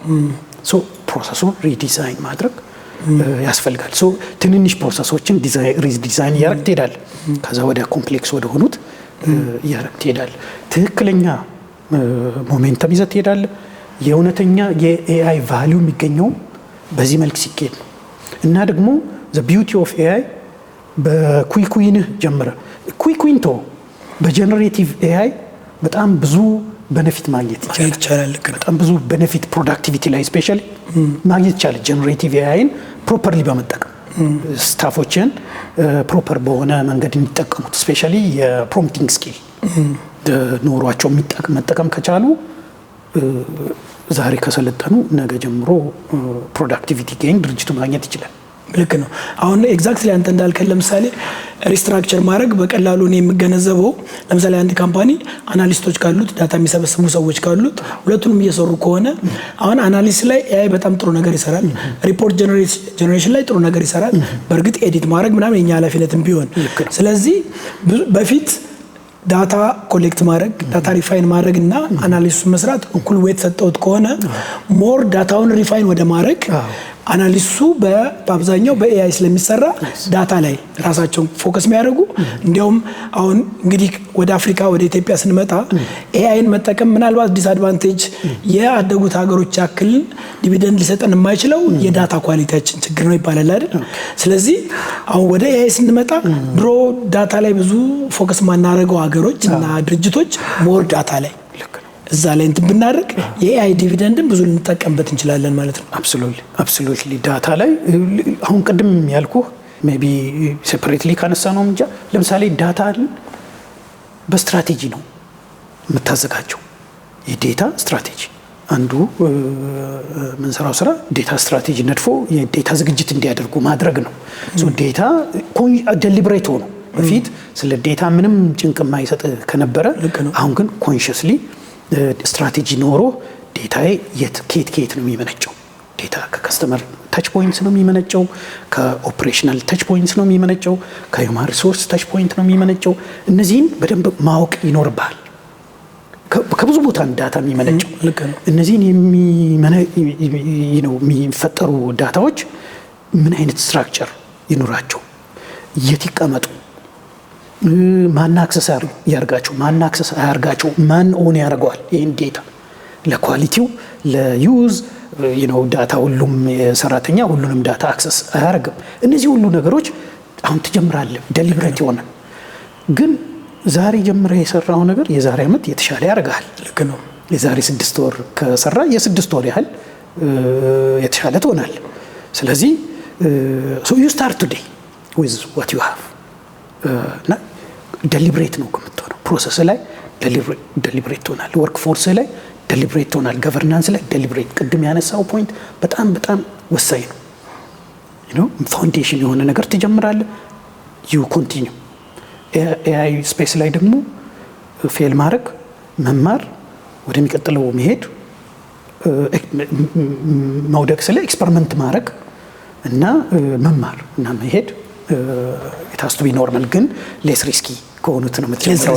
ሌስ ሪስኪ ልክ ነው እያልክ ኮንፊደንስ እየጨመርክ ኮምፎርታብል እየሆንክ ሞመንተም ቢልድ እያደረግ ሰራተኛውንም ኢቭን ሰራተኞችን እንደዛው ኮምፎርታብል እያደረግ በቀስ በቀስ ይዘህ ትሄዳለህ። ትልቅ የሆነ ነገር በአንድ ጊዜ ካረክ ሊሰራልህ ይችላል፣ አይሰራም ማለት አይደለም። ግን ፌል ካረገ ግን ሪስኩ ትልቅ ነው የሚሆነው። ሪስኩ ሰራተኛ ላይ የሚኖረው ዳሜጅ፣ ኢንቨስትመንት ትልቅ ነው የሚሆነው፣ ያወጣው ወጪ። ደግሞ ሪስኩ ቅድም አንተ እንደነገርከን ኢንተርናል ነገር ላይም አያበቃም። አንዳንዴ ኪሳራው የቢዝነስ ኪሳራ ብቻ ላይሆን ይችላል። ለምሳሌ በትክክል ሳንጠቀም ልክ ከመጠቀማችን ትልቅ ነገር ላይ ከሄድንና ሰራተኞቻችን ሲጠቀሙ እኛ ስንጠቀም የዴታ ሊኬጅ ካለ ዴታ ብሪጅ ካደረግን በክስና በሌሎች ነገሮች የሚመጣብን ነገር ካምፓኒያቸው ሁሉ ሊያጠፋው ይችላል። ክስ አለ። ክስ ምናልባት አንዳንዱም በፋይናንሻሊ ሪዞልቭ ታደርገው ትችላል። ግን ሪፒቴሽናል ዳሜጅ አለ። አሁን ለምሳሌ ትረስት ላይ ቤዝ ያደረጉ ቢዝነሶች አሉ። ኢፍ ዩ አር ኖት ትረስትድ ኖ ዋን ኢዝ ጋን ቢዝነስ ትረስት ነው። የትረስት ጉዳይ ኢን ጀነራል ትረስት ነው። አንዳንዶች ቢዝነሶች ደግሞ ትረስት በጣም ወሳኝ ሆነባቸው አሉ። የዛኔ እንዲያውም ሊጎዳቸው ይችላል እና ጥንቃቄ ያስፈልጋል። ፎከስ ፖይንቶችም አሁን ቅድም እንዳልከን በፊት ስለ ዴታ ስናስብ እንደው ማንም ሰው ሄዶ እንትና ሄድና እዚህ ቦታ እንትና አምጣልኝ የሚባል አይነት ነገር ስለነበረ በአብዛኛው ልምምዳችን ምንድነው ዴታ ማንም ሊሰበስበው ይችላል። ዴታውን ከዛ በኋላ እንትን ማድረግ ዋናው አናሊሲስ ነው። አናሊስቶቹ ላይ ብዙ ብር ትከፍላለህ፣ ብዙ ገንዘብ ታወጣለህ። ዴታውንማ ማንም ሊሰበስበው ይችላል። አሁን ቅድም እንዳልከው ዴታው ከየት ነው የመነጨው? እንዴት ነው ሪስትራክቸር የምናደርገው? እንዴት ነው የምናስቀምጠው? ምክንያቱም ይሄ ጋርቤጅ አውት ነው አይደል? ኤአይ ደግሞ በዴታ ላይ ተመስርቶ ነው የሚያመጣው እና የአናሊሲስ ላይ ያለውን ዌት የተወሰነውን ይወስድልናል፣ የጀጅመንቱ ሲቀር ማለት ነው። አብዛኛውን አናሊሲስ ይሰራልናል። እዛ ጋር የሚወሰድልን ክፍተት ዌት ወይም ሸክም ደግሞ ወደ ዴታ አምጥተን ዴታ ሶርሲንግ፣ ስትራክቸሪንግ፣ ስቶሪንግ እንደዛ እያደረግን የትኩረት አቅጣጫችንም እንደገና ማደላደል መቻል አለብን። በትክክል ይሄ ዴሊብሬት የሆነ ስራ ይፈልጋል። አብዛኛው ዳታ ጠቃሚ ዳታ የኤክስተርናል ዳታ ኤክስተርናል፣ ኢንተርናል ዳታ ግን ራስህ የምታመነጨው ነው። ዳታ ማመንጨት ማለት ዛሬ ዳታ ላመንጭ ብለህ ሳይሆን የምትሰራው ዳታ በስራችን አጋጣሚ የሚፈጠር እኮ ነው። ዲሲዥኖች ናቸው። ኢሜል እኮ ዳታ ነው። እውነት ነው። ኢሜል የምትለዋወጠው ዳታ እኮ ነው። ሪፖርት እኮ ዳታ ነው። እነዚህ ሁሉ ዳታዎች ግን ፐርፎርማንስ ዳታ ነው። በየቀኑ በሂውማን ሪሶርስ ብዙ ዳታ ይመነጫል በየጊዜው። የቅጥር ዳታ ነው። ሰላሪህ ዳታ ነው። እነዚህን ዳታዎች ፕሮፐርሊ ካፕቸር ማድረግ፣ ስትራክቸር ማድረግ፣ ስቶር ማድረግ እና እሱ ላይ አፕላይ ማድረግ። በአንተ ኤክስፔሪየንስ ኤአይ ተጠቅመው አንደኛ የሚፈልጉትን አይነት ውጤት ያላመጡ ኢቭን እንዲያውም ችግር ውስጥ የወደቁ ካምፓኒዎች በአንተ ኤክስፔሪየንስ ሊሆን ይችላል፣ እንዲሁ ኢንዱስትሪ ውስጥ ስላለህ ከሰማው ሊሆን ይችላል። ምን ይመስላል የገጠማቸው አይነት ችግር? ለምሳሌ ቀላሉ አሁን ለምሳሌ ዲሎይት አውስትራሊያ የገጠመው ፕሮሚነንት ስለሆነ ነው። በደንብ ፐብሊክሊ እንደሱ አይነት አለ። በኢንቨስትመንት ደረጃ ለምሳሌ አይቢኤም ተጠቃሽ ነው። በጣም ትልቅ ቢሊየንስ ኦፍ ዶላርስ ሉስ ያደረገበት ኤአይ ቤዝ አርገን ካንሰር ኪውር ማድረጊያ እንሰራለን ተብሎ አይቢኤም ስሙ ጠፋኝ፣ አይቢኤም ሰምቲንግ ካምፓኒ በኢንቨስትመንት ደረጃ ፌል ካደረጉ ማለት ነው። ሪፖርተድ ባይሆንም ለምሳሌ ኤምአይቲ 95% የኤአይ ኢምፕሊሜንቴሽንስ ፌል አድርገዋል የሚል ሪፖርት አውጥቷል። ያ ምንድን ነው? ቅድም እንዳነሳ ነው ፈጥኖ ወደ ቴክኖሎጂው ከመሄድ የመነጨ ነው። ይሄ ሞስት ፕሮባብሊ ከአይቢኤሙ ጋር የመቀራረብ አለው። ያኛው ደግሞ ከሪቪው ከመሳሰለው ሊሆን ይችላል። ግን ይሄ አስተምሯል። ይሄ ፌይለር አስተምሯል። ያስተማረውን ነገርና አንድ ክሊርሊ የወጣው አውትካም ይሄ ፌይለር ስል አንድ ሁለቱ ሳይሆን በአጠቃላይ የተፈጠሩት የኢምፕሊሜንቴሽን ፌይለርስ ውጤት የሆነው ምንድን ነው? የኤአይ አዶፕሽን ኤፈርት 70-20-10 መሆን አለበት ነው የወጣው ውጤት። 70-20-10 ማለት 70% ኦፍ ኤፈርት መዋል ያለበት ወርክ ፎርስ እና ፕሮሰስ ላይ ነው። 20% ኦፍ ኤፈርት መዋል ያለበት ዴታ እና ቴክኖሎጂ ላይ ነው። 10% ኤፈርት ብቻ ነው አልጎሪዝሙን ላይ መዋል ያለበት። ይሄ ለርኒንግ። በፊት ግን ትኩረቱ ምኑ ላይ ነው? አልጎሪዝሙ ላይ ነው። ቅድም ካነሳ ነው ጋር በትክክል የሚሄድ ነው። ፋውንዴሽኑ ነው ፕሮሰስ እና ወርክፎርስ። ከዛ በኋላ ዴታና ቴክኖሎጂ። ከዛ በኋላ ነው አልጎሪዝሙን ላዩ ላይ የምታስቀምጠው። ስለዚህ መሰራት ያለበት ኤሪያ ግልጽ ነው ማለት ነው። ይሄ ከፌለሮች በኋላ አሁንም ፌለር ቆሟል ማለት አይደል። ገና ይህን ተረድቶ አፕላይ አድርጎ ኤአይ በአጠቃላይ ኤአይ አዶፕሽን ሰከንድ ብሎ ነገሩን በደንብ ተረድቶ ምን ማለት ነው የሚለውን ተረድቶ ስፔሻሊ ሲኢኦስ እና ሊደርስ they have to have clarity on this። አሁን ዛሬ ዲስከስ ባደረግነው መጠን ክላሪቲ ሊኖራቸው ይገባል። የዛኔ ነው ራሽናል የሆነ ውሳኔ የሚወስኑት። ለምሳሌ አንድ ነገር ልንገር፣ እኔም ራሴ የሚገጥመኝ ነው።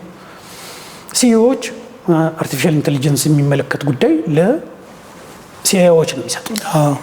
ለቴክኖሎጂ ሄድስ ኦፍ ቴክኖሎጂ ወር ቴክኖሎጂ ለሚመሩ ሰዎች ነው የሚሰጡት። ያረዳድ ጉዳይ ነው።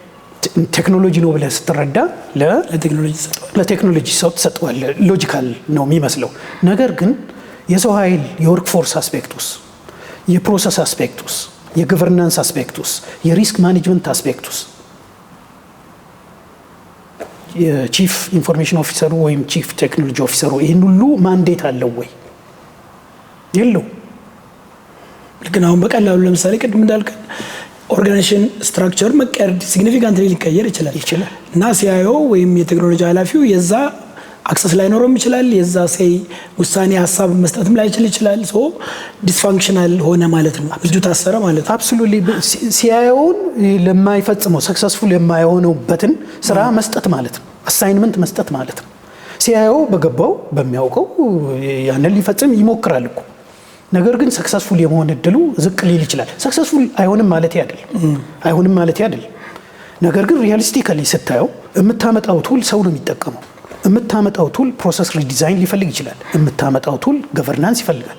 የምታመጣው ቱል ሪስክ ማኔጅድ መሆን አለበት። እነዚህ ሁሉ አጣምሮ ሊይዝ የሚችለው ኃላፊ ሲኢኦ ነው። ሲኢኦዎች ቤዚካሊ የኔ ሰክሰስ አሁን ሲኢኦዎች ያሉት የኔ ሰክሰስ ኤአይ ላይ ባለኝ ስትራቴጂ ይወሰናል እያሉ ነው። which is right። ቅድም አነሳን እኮ ኦርጋናይዜሽንስ ቢዝነስ ሞዴላቸው ይቀየራል፣ ኦፕሬቲንግ ሞዴላቸው ይቀየራል፣ ታለንት ማኔጅመንታቸው ይቀየራል፣ ገቨርናንሳቸው ይቀየራል፣ ሪስክ ማኔጅመንታቸው ይቀየራል። they look different። እንደውም ከዚህ በቀላሉ እንደው ግልጹ ነው የሚታየን። አሁን አሜሪካን ሀገር እናንተ ሀገር ለንደን ምናምንም እየተለመደ የመጣ ነገር አለ። በፊት አካውንቲንግ ፈርም ሲባሉ የአካውንታንቶች ጥርቅም፣ በዋናነት አካውንቲንግ ፈርም፣ ኦዲት ፈርም፣ ሊጋል ፈርም የኖሌጅ ኢንተንሲቭ ነው፣ የፕሮፌሽናልስ ፈርም ነው። የሚደራጀውን ፕሮፌሽናልስ ላይሰንስ ይኖራቸዋል። ማለፍ ያለባቸው ትምህርትና የስራ ልምድ አለ፣ በዛ ነው። ከዛ ውጪ ቴክኖሎጂ ምናምን የሚባለው ትርፍ ነገር ነው። ከዛ ውጪ ዋናው እሱ ነው ተባለና አሁን ወደ ቴክኖሎጂው ወደ ኤአዩ ሲመጣ አብዛኛውን ስራ ዘበልክ ኦፍ ስራ የነሱን ስራ አናሊሲሱን እንደዚሁ ፋይናንሻል ስቴትመንት መስራቱን ምናምን ቴክኖሎጂ ወይም ኤአዩ ይሰራውና የተወሰነውን የመጨረሻውን ዲሲዥን ፓርትነሮች ሲኒየር ማኔጀሮች ይሰሩታል። ሶ ሲያዩት ተቀይሯል ነገሩ። በፊት በርካታ መቶ ዓመታት እነዚህ ፕሮፌሽናል ፈርም ነን እኛ እንጂ ቴክኖሎጂ ወይም የፋይናንስ ብዙ ያስፈልገንም ብለው የነበሩት ምን እያደረጉን አሁን በዓለም ላይ ፕራይቬት ኢኩዊቲ የሚባል ኢንቨስተሮች አሉ። ፕራይቬት ኢኩዊቲዎች ባይ ዜር ቬሪ ኔቸር ምንድን ነው የሚሰሩት? ገንዘብ እነዚህ በጣም ገንዘብ አላቸው ከሚባሉ ሰዎች ገንዘብ ያሰባስባሉ። ገንዘብ ያሰባስቡና በተለይ ፕራይቬት ካምፓኒዎች ላይ ኢንቨስት ያደርጋሉ። ከዛ የኢንቨስትመንቱን ሪተርን ወይም ምላሽ ይወስዱና ለኢንቨስተሮች ያከፋፍላሉ። የተወሰነውን ለራሳቸው ይወስዳሉ እና አትራፊ ነገር ነበረ። ሶ አካውንቲንግ ፈርም፣ ኦዲት ፈርም፣ ሊጋል ፈርም ውስጥ ፕራይቬት ኢኩዊቲዎች ኢንቨስት ያደርጋሉ ተብሎ ማንም አልጠበቀም። አሁን ቴክኖሎጂ የሚገዛ ነገር ነው እንግዲህ በአብዛኛው አይደል። ኤአይም ገንዘብ ይፈልጋል። እነዛ አካውንቲንግ፣ ኦዲት፣ ሊጋል ፈርሞች ደግሞ ለዚህ የተዘጋጀ ስትራክቸር የላቸው፣ እንደዚህ አበጣ ትልቅ ገንዘብ የላቸው፣ ምክንያቱም ፕሮፌሽናልስ ናቸው። ሶ ነገሩ ግን የቴክኖሎጂ እየሆነ መጣ፣ የኤአይ እየሆነ መጣ። ስለዚህ ኦልተርኔቲቭ ኢንቨስትመንት ስትራክቸር እያሉ ራሱ የፕራይቬት ኢኩዊቲዎቹና አካውንቲንግ ፈርሞቹ ፕራይቬት ኢኩዊቲዎቹ በገንዘብ እና በቴክኖሎጂ አካውንቲንግ ፈርሞቹ በሰው ኃይል እየተደራጁ በአንድ ላይ መስራት ጀምረዋል። ምክንያቱም ቅድም እንዳልከው ይሄ ቴክኖሎጂ ኦርጋናይዜሽን ስትራክቸሩ ተቀይሯል።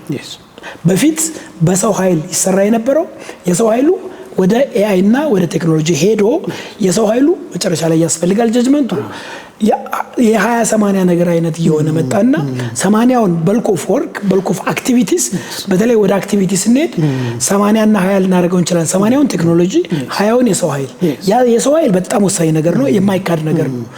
80ው ተሰርቶ 20ው ላይ ሰው ከሌለ ምንም የሚሆን ነገር አይደለም። ስቲል ግን 80% በቴክኖሎጂና በኤአይ የሚሰራ ነገር ነው። ስለዚህ ምን ማለት ነው? እነዚህ ካምፓኒዎች ቅድም እንዳልከው አንተ ካምፓኒያቸውን ሪስትራክቸር እያደረጉ ነው። እኔ ብዙ ጊዜ ከመጽሐፍም ከተለያዩ ዜናዎችም እንዳነበብኩት የኤአይ ኢምፕሊሜንቴሽን አንደኛው ትልቁ ችግር ካምፓኒዎች ራሳቸውን ሳይቀይሩ ኦርጋናይዜሽን ስትራክቸራቸውን ሳይቀይሩ ልክ ባለው ስትራክቸር ከላይ ልክ እንደ ክሬም ኤአይን ማድረግ ሲችሉ ብዙም ገንዘብ ያወጣሉ፣ ኤአይ ብዙ ነገር ያመጣላቸው እና ከዚህ አይ ቲንክ በጊዜ ብዛት ከሌሎች ከወደቁት በዚህ ምክንያት ኪሳራም ከደረሰባቸው መማር ያለብን ይመስለኛል። ትክክል መማር። ስለዚህ ኤአይን አዶፕት ማድረግ የሚፈልጉ ማኔጅመንት ኤአይን ለመቀበል ራሱን በማኔጅመንትና በሊደርሺፕ ደረጃ እንዴት አድርጎ ማዘጋጀት አለበት? እንዴት ምን ትመክራለህ? ልክ ቅድም እንዳልከው ለሲአይኦ ወይም ለቴክኖሎጂ ኦፊሰሩ ወይም ለቴክኖሎጂ ማኔጀሩ ብቻ ከመስጠት ይልቅ ምን ማድረግ አለባቸው? እኔ ሲኢኦ ጋር ነው እንግዲህ ዋናው ስራው ዋናው አስተሳሰብ ለምን ቅድም ያልኩን ኤችአር ጋር ብታወራ የወርክ ፎርሱን ነው ልታወራ የምትችለው። ቴክኖሎጂ ስትሄድ ስለ ቴክኖሎጂው ነው ልታወራ የምትችለው። ሪስክ አስፔክቱ ሪስክ ማኔጅመንት ኮምፕላያንስ ሰው ጋር ነው የምታወራው። ያ ነው ማንዴቱ። እነዚህን ጠቅልሎ የሚይዘው ግን ሲኢኦ ነው። ሲኢኦ ይሄ ክላሪቲ እንደውም አንድ ጊዜ ስለ ባንክ የባንክ ሲኢኦዎች የኤአይን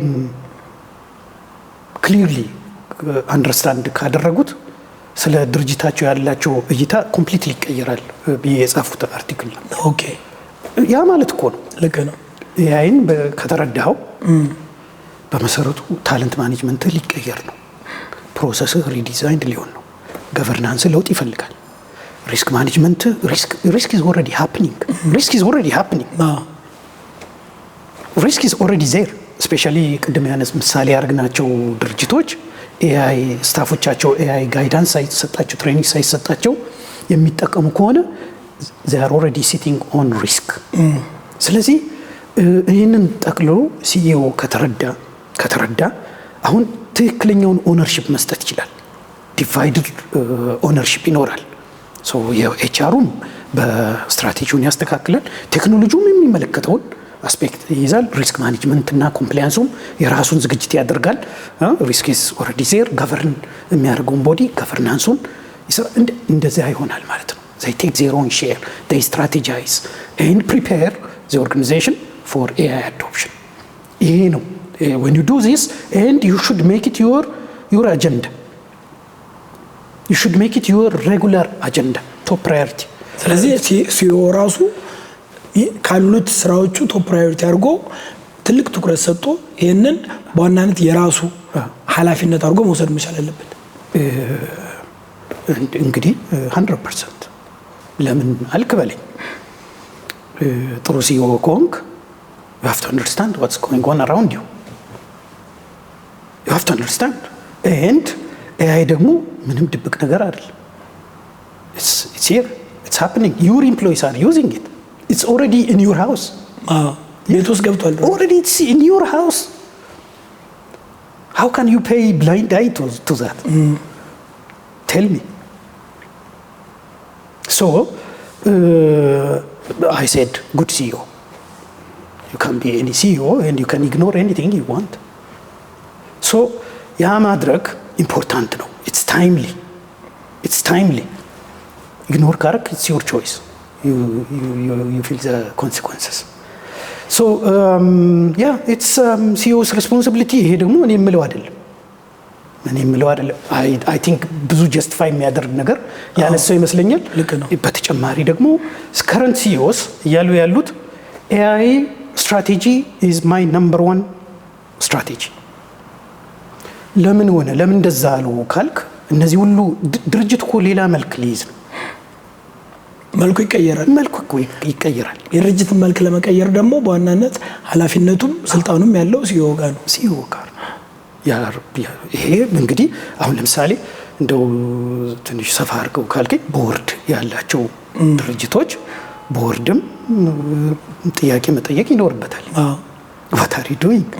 What's going on? How are you preparing yourself for this? ማለት ይኖርበታል። ኦርጋናይዜሽን ስትራክቸራችን በዚሁ ይቀጥላል ወይ ነው ወይስ አዲስ ዓለም መጥቷል? እኔ ስለ ኤአይ ስረዳ በአብዛኛው እስካሁን ካየሁት ነገር ዓለምን እንደገና የሚያደራጅ አንድ ፎርስ ነው ብዬ ገምታለሁ። እንደገና ድርጅቶችን እንደገና ማደራጀት ብቻ ሳይሆን ዓለምን እንደገና የሚያደራጅ ነገር ነው አርቲፊሻል ኢንተለጀንስ ማለት። አሰራራችን የሚቀይር ስለሆነ እንደገና እንደራጃለን። ድርጅቶች እንደገና ይደራጃሉ። ትኩረታቸው በቀን የሚሰጡት እንግዲህ እያንዳንዱ ሰራተኛ የራሱ አክቲቪቲ አለው እና አንድ ቴክኖሎጂ ወይም አንድ ኢቨንት መጥቶ ያን የሚወስድልህ ነገር ካለ አንተ ደግሞ የራስህን የትኩረት አቅጣጫ መቀየር መቻል አለብህ። በድሮ ነገር ውስጥ አትቀጥልም ሞኝነት ካልሆነ በስተቀር በፍጹም። ሌላው ኤአይ እንግዲህ ፊክሽን አይደለም። ኤአይ የሩቅ ነገር አይደለም፣ መጥቷል፣ ቤታችን ውስጥ አለ። አንድ ካምፓኒ ወይም አንድ ሀገር ወይም አንድ ድርጅት ኤአይን እየተጠቀመ ለዛ ዝግጅት ሆኖ ሌሎቹ አይ እኛ ያንፈልግም በሰራተኞቻችን በድሮ ስትራክቸር መቀጠል ነው የምንፈልገው፣ ይሄ የኛ ስትራቴጂ ነው፣ ሎንግ ተርም የሆነ ስትራቴጂ የዛሬ 5 ዓመት በደንብ በጣም ትልቅ ዓለም አቀፍ ኮንሰልታንት የሰራው ስትራቴጂ አለን። እሱ ገና ከተሰራ የ5 ዓመቱ ነው፣ ገና 1 ዓመቱ ነው፣ 4 ዓመት ይቀጥላል። ገና 4 ዓመቱ እስካላለቀ ድረስ አትድረሱብን፣ ኤአይም አንደርስም ብሎ መቀጠል ይቻላል። ሌላው ኤአይን አዶፕት አድርጎ አንዱ ደግሞ አይ እኛ በድሮ ስትራቴጂ ነው መቀጠል እንፈልጋለን ይቻላል።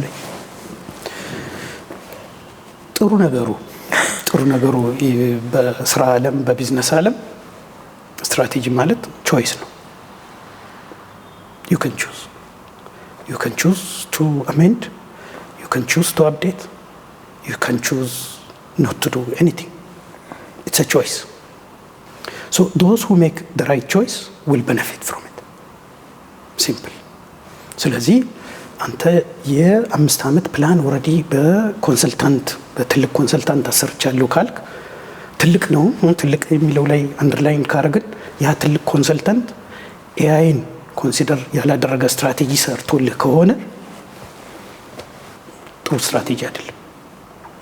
አሁን ይሄ ቀላል ነገር አይደለም። አሁን የተናገርከው ነገር ትላልቅ ድርጅቶቻችን ባንኮቹን ጨምሮ ኢንሹራንስ ጨምሮ በየጊዜው ከጊዜ ወደ ጊዜ ስትራቴጂ ያስጠናሉ። ያንዳንዶቹ ስትራቴጂ 2-3 ዓመት ወደ ኋላ እንትን ያለ ነው።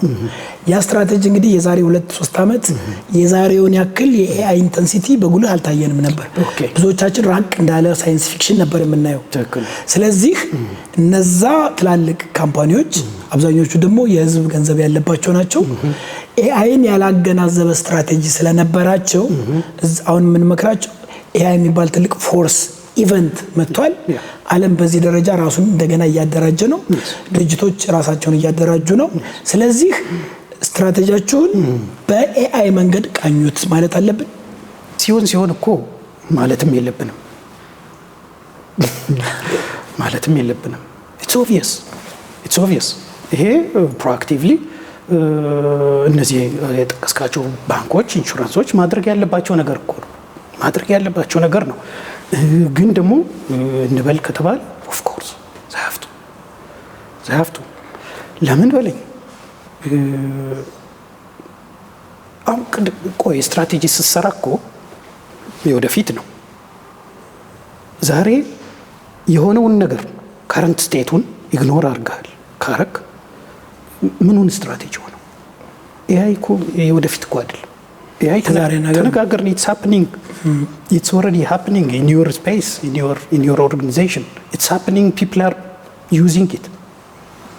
ስለዚህ ከረንት ስቴቱን ኢቭን let alone long term strategy ከረንት ስቴቱን ኢግኖር አድርጋል ወይም አድርገሻል ነው። ስለዚህ ሪያሊስቲክ አይደለም እንደገና ሪቫይዝ መደረግ አለበት። በቀላል ቋንቋ ለማስቀመጥ አሁን ዛሬ ላይ ቆሞ ስትራቴጂ እዚህ ካለም ያለውን ሪቫይዝ ማድረግ መቃኘት ያስፈልጋል። ከሌለም ደግሞ በአዲስ አይን ምንድን ነው ኢምፕሊኬሽኑ ብሎ በደንብ አናላይዝ አድርጎ አፕዴት ማድረግ ያስፈልጋል። ይሄ ኢምፖርታንት ነው። ሌላው ግን ደግሞ ኤአይ ያመጣው አንድ ነገር ስፒድ ነው። the speed of change so ዛሬ እንኳን የሰራነው ስትራቴጂ maybe next year outdated ሊሆንብን ይችላል። ለምን? ቢዝነስ ሞዴሎች በጣም በፍጥነት እየተቀያየሩ የዛሬ 2 ዓመት outdated ሊሆንብን ይችላል። so ስትራቴጂ ዛሬ ኤአይን ያገናዘበ መኖሩ በጣም ወሳኝ ነው። ከዛ በተጨማሪ ግን ሬጉላርሊ ሞኒተር ማድረግ how things are progressing ሬጉላርሊ ሞኒተር አድርጎ በተገኘው ኢንፑት መሰረት ደግሞ ሪቪዥን ከፈለገ ኩዊክሊ ሪቫይዝ ማድረግ። ማን ነው አንድ ስትራቴጂ 5 ዓመት ነውና የዛሬ 5 ዓመት ነው ሪቫይዝ መደረግ ያለበት ያለው? ነገር ደግሞ ኤአይ ነገሮች በጣም ስለሚያፈጥናቸው ካሁን በኋላ ድርጅቶቻችን ትላልቆቹን ጨምሮ ኤአይ ነገሮችን በጣም እያፋጠነ ስለሆነ ስትራቴጂያቸውን ኮንቲኒየስሊ ሪቫይዝ እና አፕዴት እና ሪስትራክቸር ካስፈለገም ቶታሊ ዲሞሊሽ አድርገው አዲስ ማድረግ አለ። እዛ ድረስ መድረስ አለባቸው። ኢምፖርታንቱ ነገር እኮ ስትራቴጂው አይደለም፣ ድራይቪንግ ፎርሱ ስትራቴጂ ዶክመንት እኮ አይደለም። ድራይቪንግ ፎርሱ ማርኬቱ እኮ ነው፣ ማርኬቱ ነው፣ ሰራውንዲንግ እኮ ልክ ነው። አዎ የዛሬ ስትራቴጂን አውትዴትድ የሚያደርግብህ ዋትስ ሃፕኒንግ ሰራውንዲንግ ዮርሰልፍ ነው። ስለዚህ ያ ከተቀያየረ ስትራቴጂህን ሌስ ቫሉዌብል እያደረገብህ ነው። ስለዚህ ትገደዳለህ ማለት ነው፣ ትገደዳለህ። እና ይሄ በፊት የነበረው የ5 ዓመት ምናምን ጥሩ ነው። 5 ዓመትም 10 ዓመትም 20 ዓመትም ስትራቴጂውን መስራት ጥሩ ነው። ግን ኢንተርቫልስ ኖረው ማርኬቱን ስካን አድርጎ ያ ማርኬት በሚሰጠው ኢንፑት መሰረት ለውጥ መሰረት ማስተካከል፣ ሪሼፕ ማድረግ፣ ኢኒሺዬቲቮቹ ማስተካከል ወሳኝ ይሆናል። that's the time we are in። ምክንያቱም አዶፕት ማድረግ ለድርጅቶች አሁን ብዙ ዓለም አቀፍ ድርጅቶች ከታሪካቸው እንደምንማረው በጣም ብዙ ትላልቅ የተባሉ ድርጅቶች ገና ትናንሽ የመጡ ድርጅቶች በቀላሉ የሚጥሏቸው ኢግኖር ሲያደርጓቸው ነው። በቃ ብዙ ጊዜ የምናወራው ለምሳሌ ኖኪያ ቨርሰስ አፕል እንላለን። ኖኪያ በጣም ትልቅ ጃይንት እያለ አፕል ጋራጅ ውስጥ ያለ ነገር ነበረ። አዲስ ነገር ይዞ መጣ። ግን ኢንኮምፐንት የሚባሉት አይኛለን ብዙ ውስጥ አሰራር አለ። ቴክኖሎጂ ላይ ኢንቨስት አድርገናል። ደግሞ አንዳንዴ ብዙ ኢንቨስት ያደርክበት ነገር ያጓጓል፣ ያሳሳል። እሱ እንዴት ዲስባንድ አደርጋለሁ ትላለህ። እና እኛ ሁሉ ነገር ስላለን እዚህ ገና ዛሬ የሚያድጉትን ተዋቸው ማለት ከጀመርክ ነዛ ዓለማችን ብዙ እንደዚህ አይነት ታሪክ በድርጅትም በሀገርም ደረጃ ይታለች። እነዛ አዲስ የመጡት ያድጋሉ፣ እነዚህኞቹ ይወድቃሉ። ሶ ቅድም እንዳልከው ምርጫ ኤአይን በተመለከተ የመምረጥ መብት አለን። ማንኛውም ድርጅት ምርጫ ስላለው ስትራቴጂውን ስለሚመርጥ፣ ግን ለምርጫው ለሚያመጣብን ኮንሲኩዌንስ ደግሞ ተጠያቂ ነን። ምክንያቱም ኮንሲኩዌንስ ያመጣ ልክ እንደነዛ አፕል ሲመጣ ኖኪያ መብቱ ነው እኔ በዛ መንገድ አልሄድም ብሏል። ግን ኮንሲኩዌንሱን ፌስ አድርጎታል። ትክክል። ልክ አገሮች ለምሳሌ ትላልቅ የምንላቸው አገሮች አሁን ኤአይን የበለጠ እናራምደው ወይስ አሁን እናስቀረው? ማስቀረት ይችላሉ በሬጉሌሽን ካሁን በኋላ። ግን ብዙ ጊዜ ሪዝን የሚሰጠው ምንድነው? እኛ ኤአይን በአዋጅ ደረጃ ብናስቀረው ሌሎች ሀገሮች ያራምዱታል። ስለዚህ እነሱ ወደፊት ሄዳሉ፣ የነሱ ፕሮዳክቲቪቲ በጣም ይበዛል፣ እኛ እንወድቃለን። በእኛ ፍላጎት ሳይሆን እነሱ ያን ነገር የሚያራምዱት ከሆነ እኛ ማራመድ መቻል አለብን። ስለዚህ ወደሚቀጥለው ጥያቄ ሲመጣ አንዱ ድርጅት ኤአይን በደንብ እየተጠቀመ ሌላው ድርጅት ኤአይን ባይጠቀም እንዲሁ በተወዳዳሪነት ሊቀጥል ይችላል ወይ? መቀጠል ይችላል። ግን ምን ያህል ይሆናል? ጥያቄው እስከ መቼ የሚለው ይሆናል። ኤአይ ቅድም ያነሳናቸው መጀመሪያ አካባቢ የሚሰጣቸውን ጥቅሞች አንድ ድርጅት ካገኘ ተጠቅሞ ማለት ነው ያንን በኮምፒቲሽን በለጠው ማለት ነው። ፕሮዳክቲቭ ከሆነ ማደግ ከቻለ፣ ግሮስ ማምጣት ከቻለ፣ ኦፕሬቲንግ ኮስቱን መቀነስ ከቻለ ሞር ፕሮፊታብል ይሆናል። ሞር ፕሮፊታብል ከሆነ ደግሞ ፕራይሲንጉ ላይ እንደፈለገው መጫወት ይችላል። በፕራይሲንግ ያንን ሊያጠፋው ይችላል። ሪስኩን ማኔጅ ያደርጋል። ስለዚህ ዳሜጅ የመሳሰለው ይቀንሳል፣ ሎስ ይቀንሳል። ያኛው ሪስኩን ፕሮፐርሊ ኤአይ ተጠቅሞ ማኔጅ አያደርግም። ኢኖቬት ማድረግ ይችላል ኤአይ ተጠቅሞ። ስለዚህ ምንድነው በግልጽ እየራቀው ይሄዳል። ጋፑ እየሰፋ ከስተመሩን በተሻለ ሰርቭ ማድረግ ይችላል። ከስተመሮች ኤክስፔክቴሽናቸው ይቀየራል። እየተቀየረ ነው ኦልሬዲ። አሁን ኢትዮጵያ ውስጥ ዲጂታል ፔይመንት እና መጠቀም ከጀመርን ባንክ መሄድ አለመፈለግ ነው፣ አለመገደድ፣ አስፈላጊ አለመሆን የመሳሰሉ። ስለዚህ ሰርቪስን ሞባይል ላይ ማግኘት፣ ሰርቪስ ሞባይል ላይ የምታገኘው ራሱ ፍላጎት ይለወጣል። ኔክስት ይር አፍተር ኔክስት ይለወጣል። ስለዚህ የተሻለ ከስተመር ሰርቪስ በሰጠህ ቁጥር አንተ ከስተመሮች ወደ አንተ ይመጣሉ። ይሄ ኢዚ ሎጂክ ነው።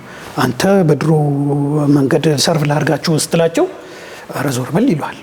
ይሄን የሚጠቀመው ሞር በቀላሉ ነገሮችን የሚያደርገው አሁን በባንኮች ብንሄድ ለምሳሌ አሁን ባንኮች የተለያዩ ሀገሮች አሉ። ባንኮች ይሄን ተጠቅመው ብድር መስጠት ሲፈልጉ ራሱ ስለሚሰጠው ብድር ስለ ካስተመሩ ፕሮፋይል ይሄ በደንብ ጥንቅቅ ያለ ነገር ያመጣላል። ያኛው ገና አንተ በምትሰጠው ዶክመንት አናላይዝ ተደርጎ ሁለቱ እንዴት አንድ ማርኬት ላይ ሊቆዩ ይችላሉ? በጣም ከባድ ነው። በጣም ከባድ ነው።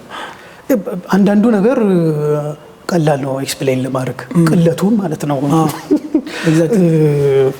የሚኖረው ጋፕ ቅድም እኮ እኔ ሊስቱን እኮ ገድቤው ነው የሚኖረው ጥቅም። ያን ሁሉ ጥቅም የሚያገኝ ድርጅትና ያን ሁሉ ጥቅም ያጣ ድርጅት እኩል ኮምፒት አያደርጉም። ልክ ነው። ስለዚህ አንዳንዴ ምርጫ የሚባለው ነገር በኮንሴፕት ደረጃ ቢኖርም ግን ምርጫ ያለም አይመስልም። ምክንያቱም ከመረጥክ ዋይፕድ አውት ትሆናለህ፣ አትኖርም።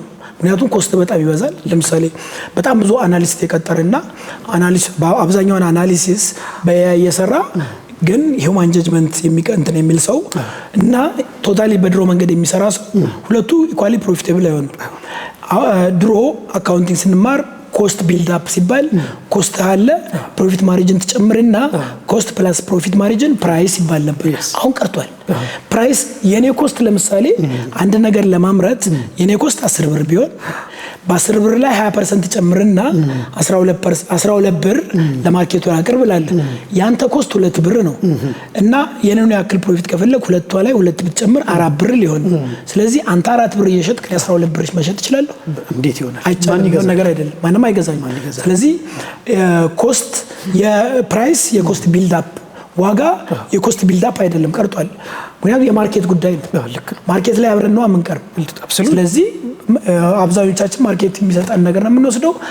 ስለዚህ ኦልሞስት የመገደል አይነት ነገር ይመጣል። ልክ እነዛ ሀገሮች እንደሚሉት እነዛ እየተጠቀሙ እኛ አለመጠቀም አንችልም። ኦልሞስት ግዴታ ነው ብዙ ጊዜ እንጂ አንዳንድ ሀገሮች ቢችሉ ይሄ እንግዲህ ከኤአይ ከወርክ ፎርስ ጋር ከተለያዩ ሪስኮች ጋር ያዩትና ይሄን ነገር ለምን በአዋጅ አንገድበውም፣ ለምን አናቆመውም የሚሉትን ነገር ለማሰብ ይፈልጋሉ።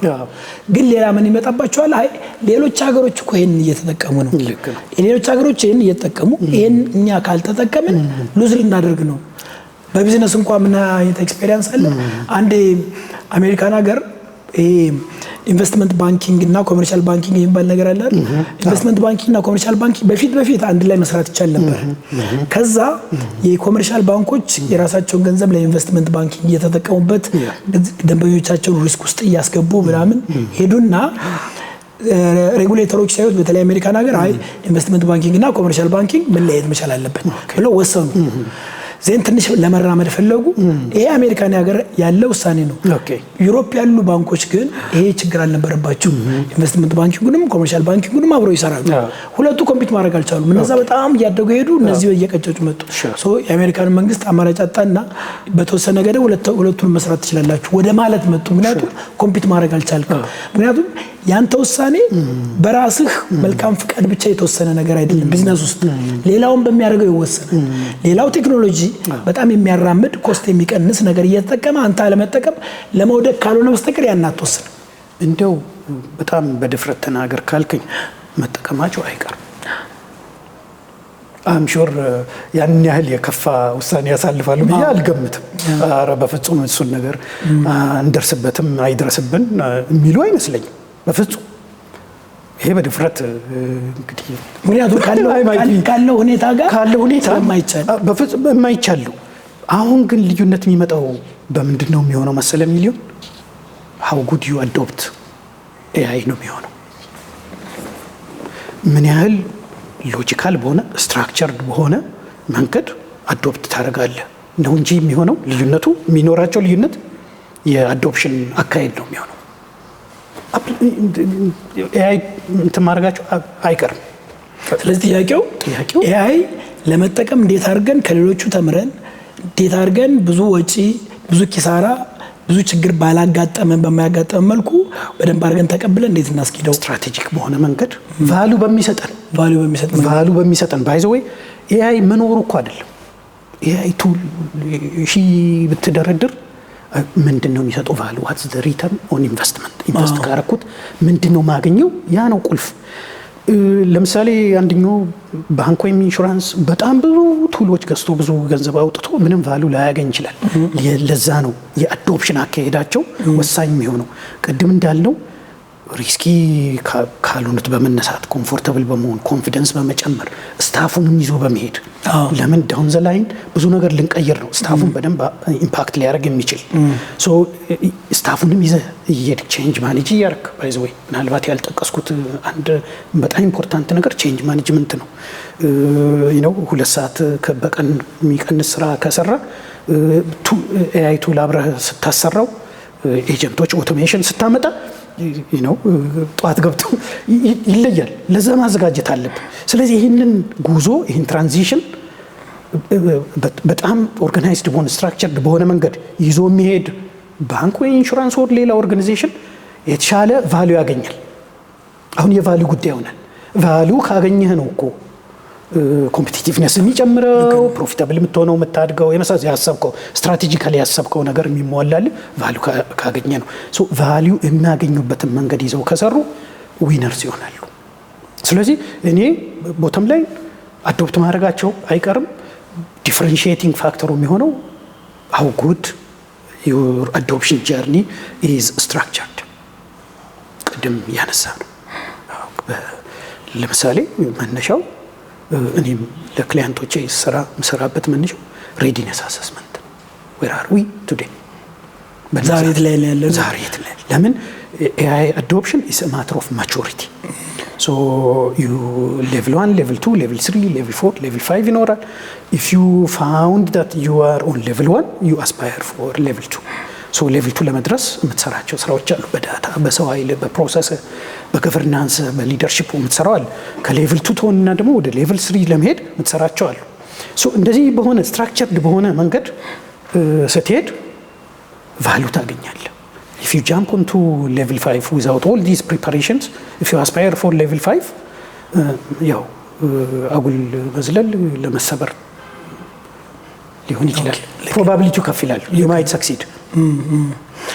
ቅድም የኤአይ ጉዳይ በተለይ የሚያርፈው ቶፕ ማኔጅመንቱ ሊደሩ ላይ ነው፣ መሪው ላይ ነው ብላል። በትክክል እና መሪዎች ኤአይን አዶፕት ማድረግ ሲፈልጉ እንግዲህ የድርጅት እንደገና መደራጀት ይኖራል።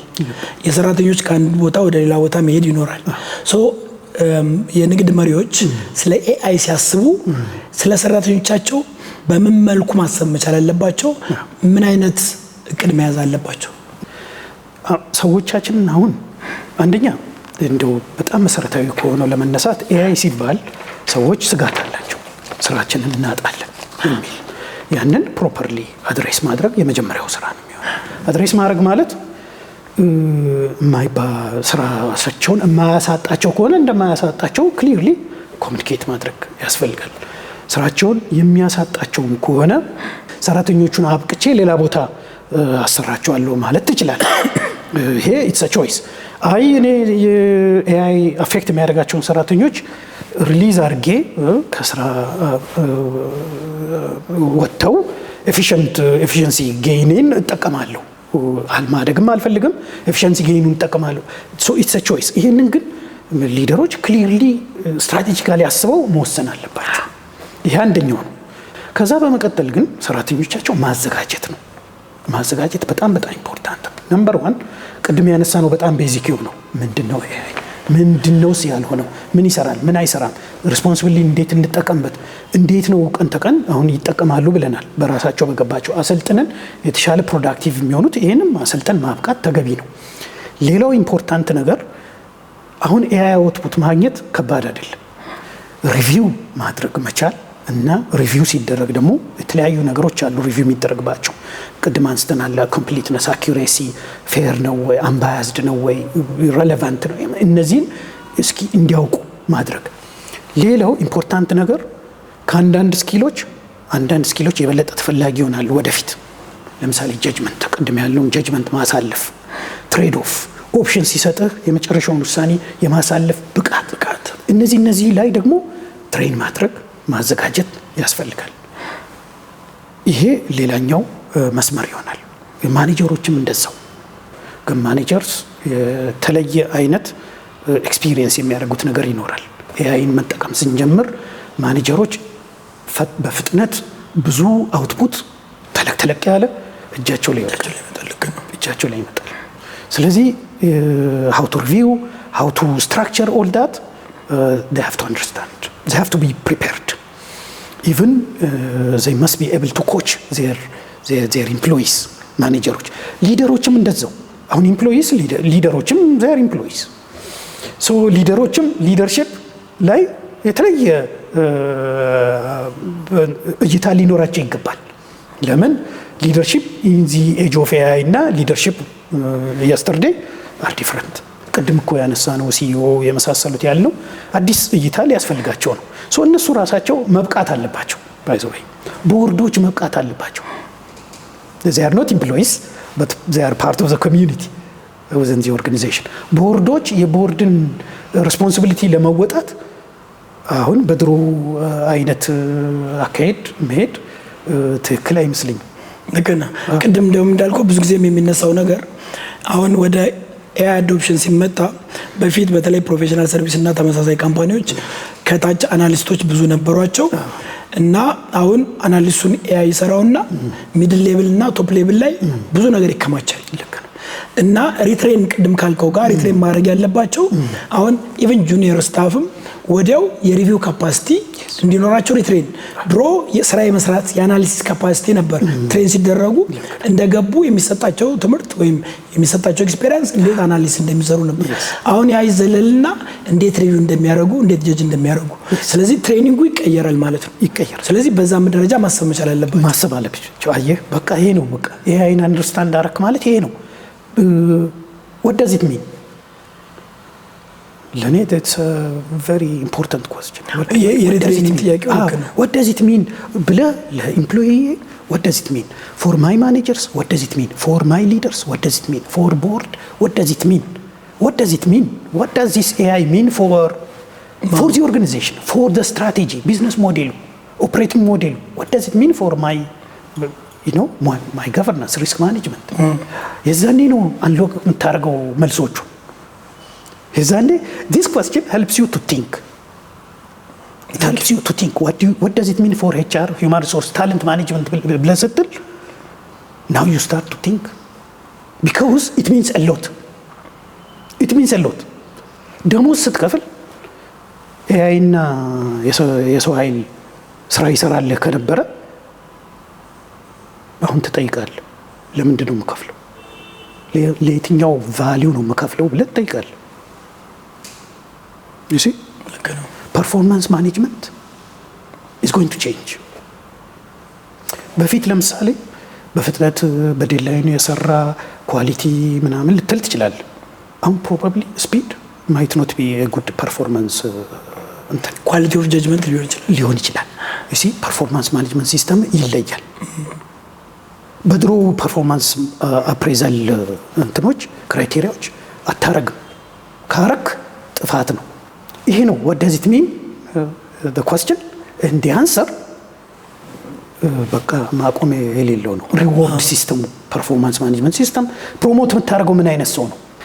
የኤአይ አውትፑትን ኢቫሉዌት የሚያደርግ ቫሊዴት የሚያደርግ ሪቪው የሚያደርግ ጀጅ የሚያደርግ ትክክለኛ ጀጅመንት ማሳለፍ የሚችል ወደዛ ማይግሬት ያደርጋል ማለት ነው። በትክክል ያንን ሰው ነው ፕሮሞት የምታደርገው። ኢቭን ሪክሩትመንት ይቀየራል። ምን አይነት ሰው ነው ሪክሩት የምታደርገው?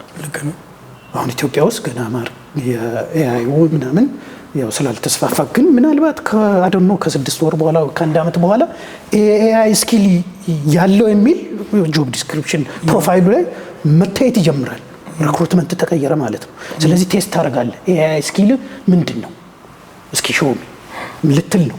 ልክ ነው። ዝም ብለህ ልታልፈው አትችልም። ኤአይ ስኪል የሌለው ሰው አታስገባም አንተ ኤአይ ትሬንድ እንዲሆኑልህ እየፈለግ ስታፎች። ስለዚህ ሪክሩትመንት ሊቀየር ነው። ፐርፎርማንስ ማኔጅመንት ሲስተም ሊቀየር ነው። ፕሮሞሽን ሊቀየር ነው። what you pay, the value you pay for ሊቀየር ነው። ለምን በፊት አንድን ሰራተኛ 20 ሺህ ከፍለህ ስራዎች ታሰራው ከነበረ አሁን 20 ሺውን እንግዲህ ስራ በሁለት ሊከፈል ነው። ስለዚህ የማሽኑና የሰውየው አለ። ስለዚህ ቫልዩ ለ20 ሺውን እንድከፍል ሌላ ተጨማሪ ነገር ቀንስ ማለት አይደለም። ግን you have to rethink አሁን እንኳን የሄድንበት ላይን የምን ላይን ነው? የታለንት ማኔጅመንት ላይን ብቻ ነው። ልክ ነው። የታለንት ማኔጅመንት ላይን ብቻ ነው። ሌላው ላይን እንደዚሁ what does it mean good list of answers አሉት። ሪስክ ማኔጅመንት ብትል ሪስክ ሬጂስተር ከረንትሊ ያለው ሪስክ ሬጂስተር ምናልባት ትክክለኛ አይደለም፣ ያለውን ሪስክ ካፕቸር ያላረገ ነው። የኮምፕላያንስ ሪስክ ይኖርብሃል። ለምሳሌ ሬጉላቶሪ ቦዲ ካለ ኮምፕላያንስ ሪስክ ሊኖርብህ ይችላል። የኮንሱመር ፕሮቴክሽን አለ። የኮንሱመር ዳታ እያስገባህ ከሆነ በፊት ለምሳሌ የዳታ ሊክ ማድረግ ምናምን አይነት ሪስክ ብዙ አልነበረብህም እና ሪስክ ሬጂስተር ላይ ትልቁ ዌት ላሰጠው ትችላለህ። አሁን ግን መጠቀም ከጀመርክ በኋላ ዳታ ሊኬጅ፣ ኢንተሌክቹዋል ፕሮፐርቲ ኢንፍሪንጅመንት እና ሌሎቹ ነገሮች ከሪስክ አንጻር ሪስክ ሬጂስተር ውስጥ ትልቁ ዌት ተሰጠው። ምክንያቱም ትልቅ ሪስክ ስለሆነ ማለት ነው። የሪስክ ሬጂስተር ይቀየራል ራሱ ሬጂስተሩ። አንደኛ በደንብ አድርገህ አናላይዝ ካረከው ፕሮባብሊ አዳዲስ ሪስኮች ይገባሉ። አዳዲስ ሪስኮች ይገባሉ። እንዳልከው ደግሞ ሪስኮቹ ቢኖሩ እንኳን አሁን የሪስክ ፕሮባቢሊቲ ኦር ላይክሊሁድ ኦፍ ሃፕኒንግ ኦር ምናምን ምን ይሆናል? ከፍ ይላል። የምትወስደው አክሽን ሚቲጌሽን አክሽንስ ለነሱ የሚመጥን ይሆናል። አልተለወጠም እንዴ ስራ? ልክ ነው፣ ተለወጠ። ይህ እንግዲህ በአንድ ስዊም ሌን ልክ ውስጥ የተፈጠረ ነው። ይሄ ነው እንግዲህ ኢምፓክት። ይሄንን ፕሮፐርሊ አንደርስታንድ ማድረግ አለብን። ኦፍ ኮርስ አዝ ሊደርስ ስፔሻሊ። እንግዲህ ከማል ወደ ትግበራ ደግሞ ስንመጣ በድርጅቶች ትግበራ ፕራክቲካል በሆነ መልኩ ትግበራ ላይ ተሰማርተሃል።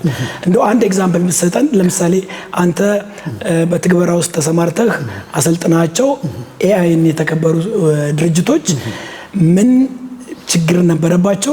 ምን ተከበርክላቸው? እና ከትግበራው በኋላ ምን ለውጥ መጣ? እስኪ ትንሽ አውራን። ታንክ ዩ። አንዱ ሰርቪስ የሰጠሁት ክሊያንት አፕሮች ሲያደርገን ክሊያንቱ የነበረው ችግር ምንድነው? ክሊርሊ ስቴትድ የሆኑት አንደኛ ኤአይ ድርጅታችንን እንደሚቀይረው በትክክል ግልጽ ነን፣ ግን እንዴት አድርገን ስትራቴጃይዝ ማድረግ እንደምንችል አናውቅም። ሁለተኛው ያነሱት ነጥብ ዳታ አለን፣ ዳታችን ግን አንደር ዩቲላይዝድ ነው። እሱን ፕሮፐርሊ ዩቲላይዝ ማድረግ እንፈልጋለን። ሌላኛው ሰራተኞቻችን አንሰርቴን ናቸው፣ ክላሪቲ የላቸው። አራተኛው ደግሞ ኤክስፐሪመንት እናደርጋለን፣ ሞክራለን፣ ነገር ግን ዳይሬክሽን ስለሌለው ፖቴንሻሊ ፌል ሊያደርግብን ነው። ዊ ኒድ ሰም ካይንድ ኦፍ ስትራክቸር ነው፣ ጋይዳንስ ነው። ኮምፕሬሄንሲቭ የሆነ የአርቲፊሻል ኢንቴሊጀንስ ኮንሰልቲንግ እና ትሬኒንግ ሰርቪስ ነው። የተሰራው ችግራቸው ይሄ ነበር። በዚህ መንገድ ነው ፍሬም ያደረጉት። የተሰራው ስራ አንደኛው ስቴፕ ባይ ስቴፕ ለመሄድ ኤአይ ሬዲነስ መጀመሪያ ድርጅቱ የቱ ጋር ነው ያለው? ቅድም ባነሳናቸው ፋክተሮች በስትራቴጂ፣ በሊደርሺፕ፣ በገቨርናንስ፣ በወርክፎርስ፣ በፕሮሰስ፣ በዴታ በመሳሰለው እንዲሁም በቼንጅ ማኔጅመንት የቱ ጋር ነው ድርጅቱ የሚለውን ሬዲነስ አሰስመንት ተሰራ። ከዛ ድርጅቱ የቱ ጋር እንዳለ አወቅን። ከዛ በኋላ በሬዲነስ አሰስመንት ውስጥ ወርክፎርስ ሬዲነስ ከሚለው በተገኘው ኢንሳይት ትሬኒንጎች ተዘጋጁ። ትሬኒንጎቹ ሁለት ኢምፖርታንት ኤሌመንት ነበራቸው። ኤሌመንቱ ምንድነው? አንደኛው ለጠቅላላው ሰራተኛ የሚሆን ፋውንዴሽናል ኤአይ ፋውንዴሽናል የሆነ ሁሉም ሰው ማወቅ ያለበት ነገር ከተሰጠ በኋላ በአንድ ወጥ ትሬኒንግ ቢሆንም ግን ለውጥ የተደረገበት ነገር ምንድነው? ሮል ስፔሲፊክ ትሬኒንግ ተጨመረበት። ያ ማለት ምንድነው? የተሰጣቸው ተጨማሪ ትሬኒንግ ለእያንዳንዱ ቀን ተቀን ለሚሰሩበት ስራ የሚያገለግል ትሬኒንግ ተሰጣቸው።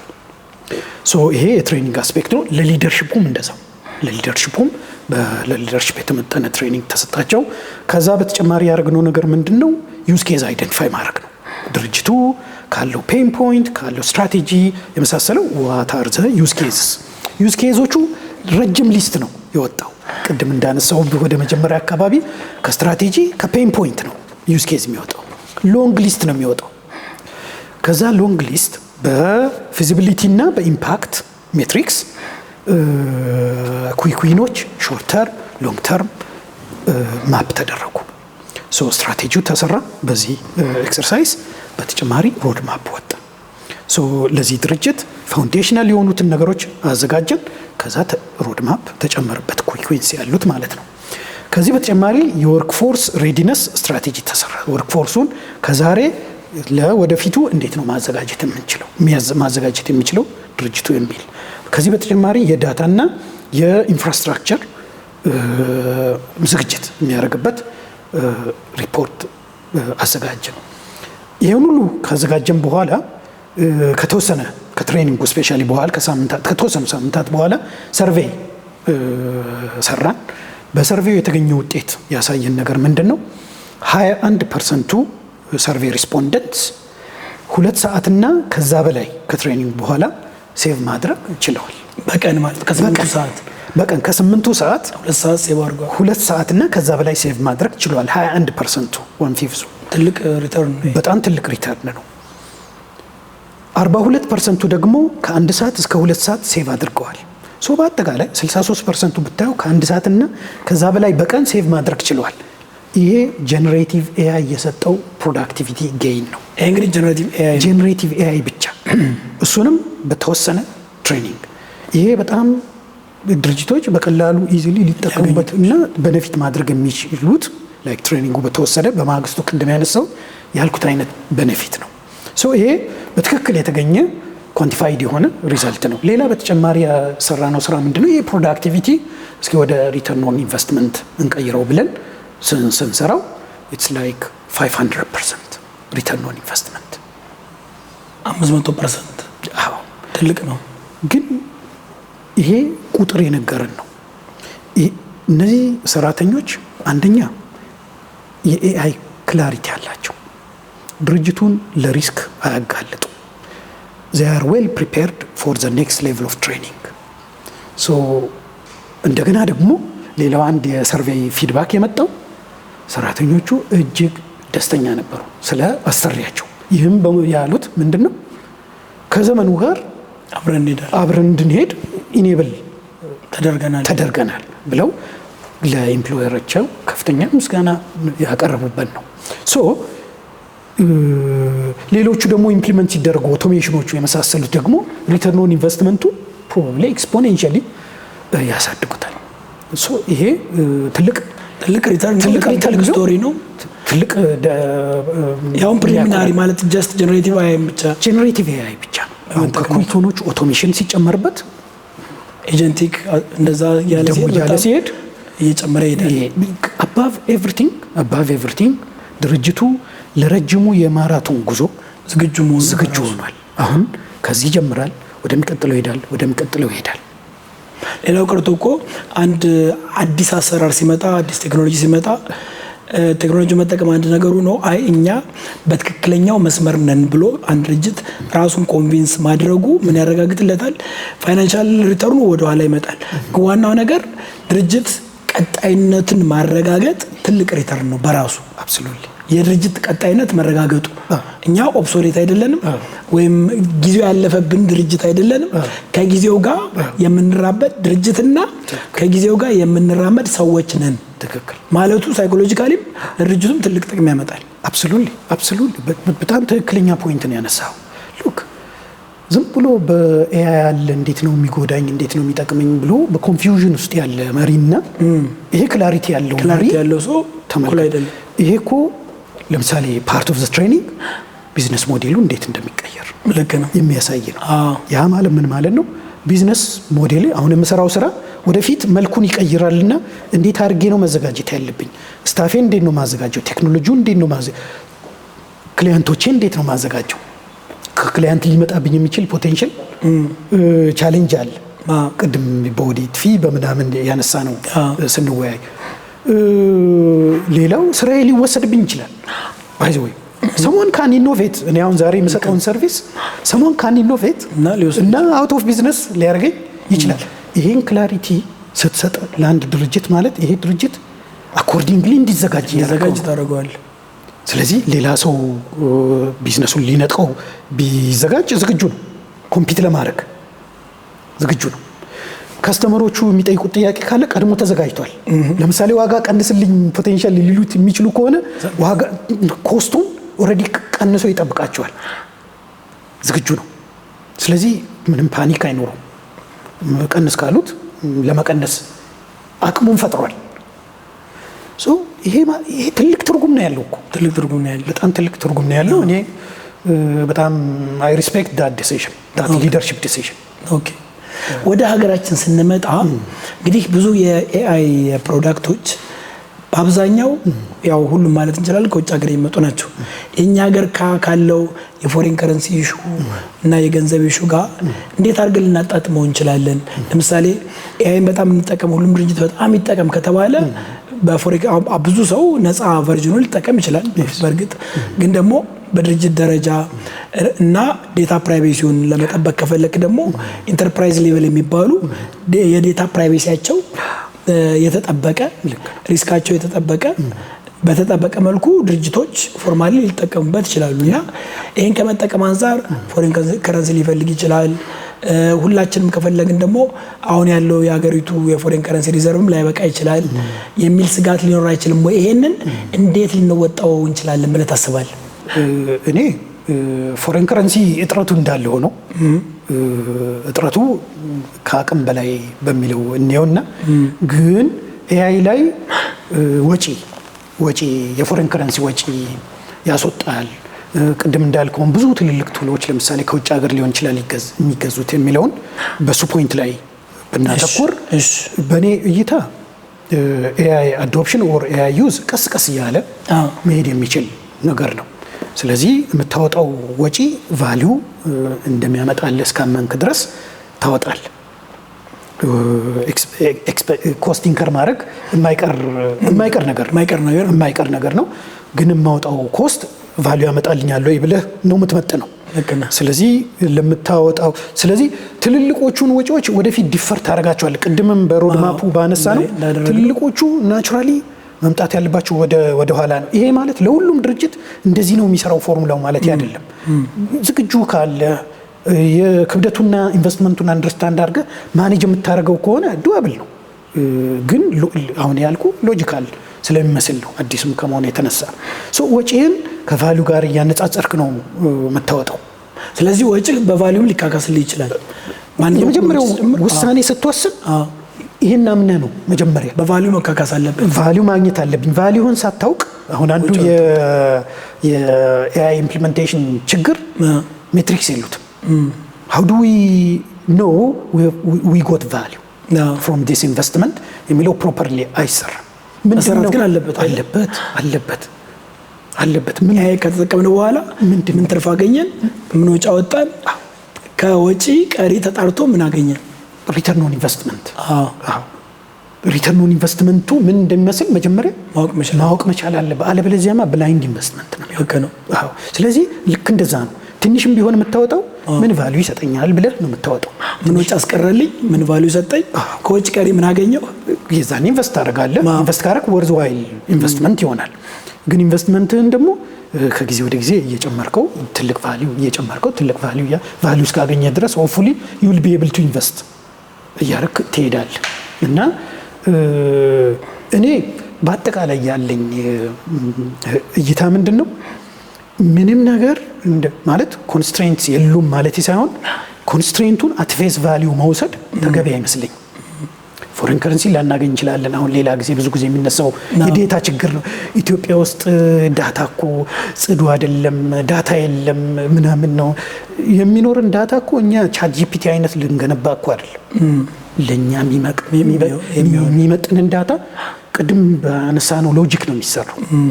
አንተ የውስጥ ዳታህን ራሱ ማስተካከል መጀመር ትችላለህ። የውስጥ ዳታ ደግሞ አንተ ኮንትሮል ማድረግ የምትችለው ነገር ነው። በትክክል ትልቁ የወጋር መሄድ ምንድነው የሚያደርገው? እሱ መሰለህ እንድትሰንፍ ነው የሚያደርግ፣ እንድታዘገየው ነው የሚያደርግ፣ ዳተኛ እንድትሆን ነው የሚያደርግ። ምክንያት ይፈጥርልሃል። ምክንያት ይፈጥርልሃል። አብሶሉትሊ ዲናይ እንድታረግ ነው የሚያደርግ። ይሄ ታዳጊ ሀገር ነው፣ ኮኔክቲቪቲ የለም፣ ዳታ እኮ እዚህ ሀገር አይቀመጥም ምናምን። ዳታ ዛሬ ከሌለ ዳታን ደሊብሬት በሆነ መንገድ እንድታዘጋጅ መነሻ ነው የሚሆነ፣ እንዲያቆመ ሳይሆን ኦኬ የለም ከሌለ እንዴት አድርጌ ዳታዬን ላዘጋጅ ብሎ ግፊት ነው መሆን ያለበት። ስለዚህ እንዲያውም አሁን ምክንያት ከማድረግ ይልቅ ኢትዮጵያ ውስጥ ብዙ ዳታ የተጠናቀረ ዳታ ስለሌለ ኤአይ ሰረም ሳይሆን ኤአይ ሪል ነው። ኤአይ በጣም ብዙ ነገር ይጠቅማል። ስለሚጠቅም ዳታችን ከአሁኑ ጀምሮ ሲሪየስሊ እናጠናቅር፣ ሪክላሲፋይ እናድርግ፣ ስቶር እናድርግ ብለን መጀመር። አብሶሉትሊ ኖት ቱሞሮ ቱዴይ። ስለዚህ እንዲያውም የኤአይ ዳታውን በትክክል እንድንመዘግብና እንድናስተዳድር የበለጠ ኢንሰንቲቭ ይሆነናል። በትክክል ማለት ነው። ዳትስ ኤግዛክትሊ ቅድም ያልኩት እንዲያቆመን ሳይሆን እንድንጀምረው አነሳሽ ነው መሆን ያለበት። የለም ኦኬ ፋይን አሁን ጀምሯ ልክ ነው መሆን ያለበት። ዳትስ ዘ ሉክ ፎርዋርድ። ኦኬ ሌላ በሀገርና በካምፓኒዎች ደረጃስ የሚጎሉን ሬጉሌሽኖች፣ ፖሊሲዎች አሉ። ኤአይን ለመጠቀም ልናስብባቸው የሚገባ በመንግስት በድርጅት መሪዎች ደረጃ ልናስብባቸው የሚገባና የሌሉን ፖሊሲዎች አሉ ብለህ ታስባለህ? የጠለቀ ነገር ድርጅት ከሆነ ኢትስ ቬሪ ክሊር። ድርጅት የኤአይ ዩዝ ፖሊሲ ያስፈልገዋል። እሱ ምንም ጥያቄ የለው። አገራዊም ሲሆን ያስፈልጋል። ያለ አይመስለኝም ኢትዮጵያ ክሊርሊ የኤአይ ፖሊሲ የሚል ያለ አይመስለኝም። ቢኖር ጥሩ ነው። ሀገሮችም እየኖራቸው ለምሳሌ አውሮፓ አለ ለኢዩን ገቨርን የሚያደርግ መኖሩ ጥሩ ነው። ገቨርን መደረግ ያለበት ነገር ነው። እንደገና ደግሞ ይሄ የኦርጋናይዜሽንስ አጀንዳ ብቻ ሳይሆን የሀገር አጀንዳ ነው። ኢትዮጵያ ደግሞ ያው ብዙ ነገር እየተሰራ ነው ኦልሬዲ በኤአይ ስፔስ። እርግጠኛ አይደለሁም ፖሊሲ የሚለው ኤአይ ፖሊሲ ክሊርሊ ኤአይ ፖሊሲ በዲጂታል 2030 እንደዚህ ውስጥ ኤአይ ፕሮሚነንት እንደሆነ አውቃለሁ። ግን ኤአይ ፖሊሲ እንዴት ኤአይ በኢትዮጵያ ገቨርን ይደረግ የሚለው ነው ሙሉ እርግጠኝነት የሌለኝ።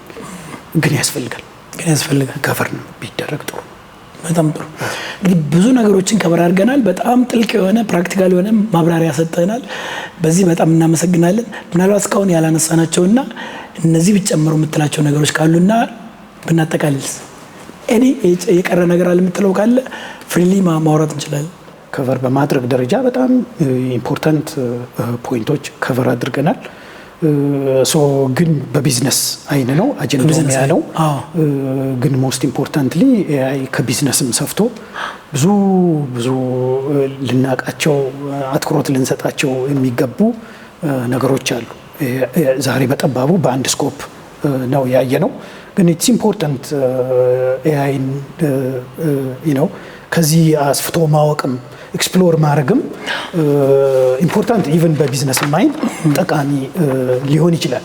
ሶ ኢን ዘ ካሚንግ 3-4-5 years ኤአይ ከቢዝነስ ውጪ በጣም ማቹር አድርጎ ኤጂአይ ሲደርስ አርቲፊሻል ሱፐር ኢንቴሊጀንስ ሲደርስ ምን አይነት ኢምፕሊኬሽን ይኖረዋል ስራ ላይ፣ ኦርጋናይዜሽንስ ላይ፣ ሂውማኒቲ ላይ፣ ኮሚኒቲያችን ላይ፣ ቫሉዋችን ላይ የሚለው በጣም ኢምፖርታንት ቶፒክ ነው። እውነት ነው። የሀገርም ጉዳይ ነው፣ የሀገር ሴኩሪቲም ጉዳይ ነው፣ የሀገር እድገትም ጉዳይ ነው።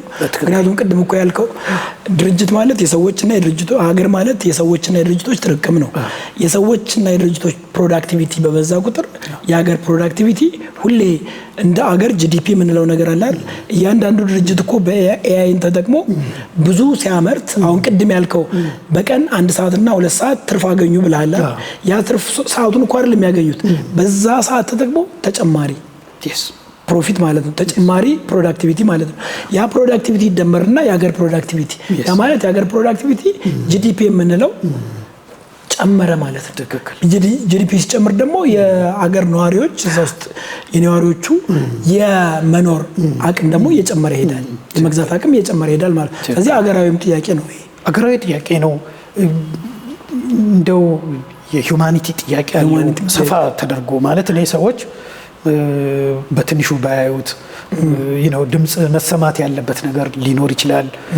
ለምን ብዙ ነገር ያመጣል ኤአይ ተብሎ ይታሰባል። ቅድም ስናነሳ ነበር አበናንስ ሊያመጣ ይችላል። የተትረፈረፈ ነገር፣ የተትረፈረፈ ምርት፣ የተትረፈረፈ ሰፕላይ ሊኖር ይችላል። ጥጋብ ማለት ነው። በተመሳሳይ ደግሞ ከባድ የሆነ አደጋ ፖቴንሻሊ ይዞ የመጣ ነው። ለምንድን ነው ቅድም ስንነጋገር ስለ ሱፐር ኢንቴሊጀንስ ስናወራ ነበር እና ይህ ሱፐር ኢንቴሊጀንስ እንደውም ሬይዝድ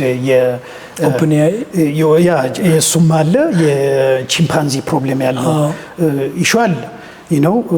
የቺምፓንዚ ፕሮብሌም ማለት በመሰረቱ እኛ ቺምፓንዚዎችን ከምድረገጽ የማጥፋት ኢንቴሊጀንሱ አለን፣ አቅሙ አለን።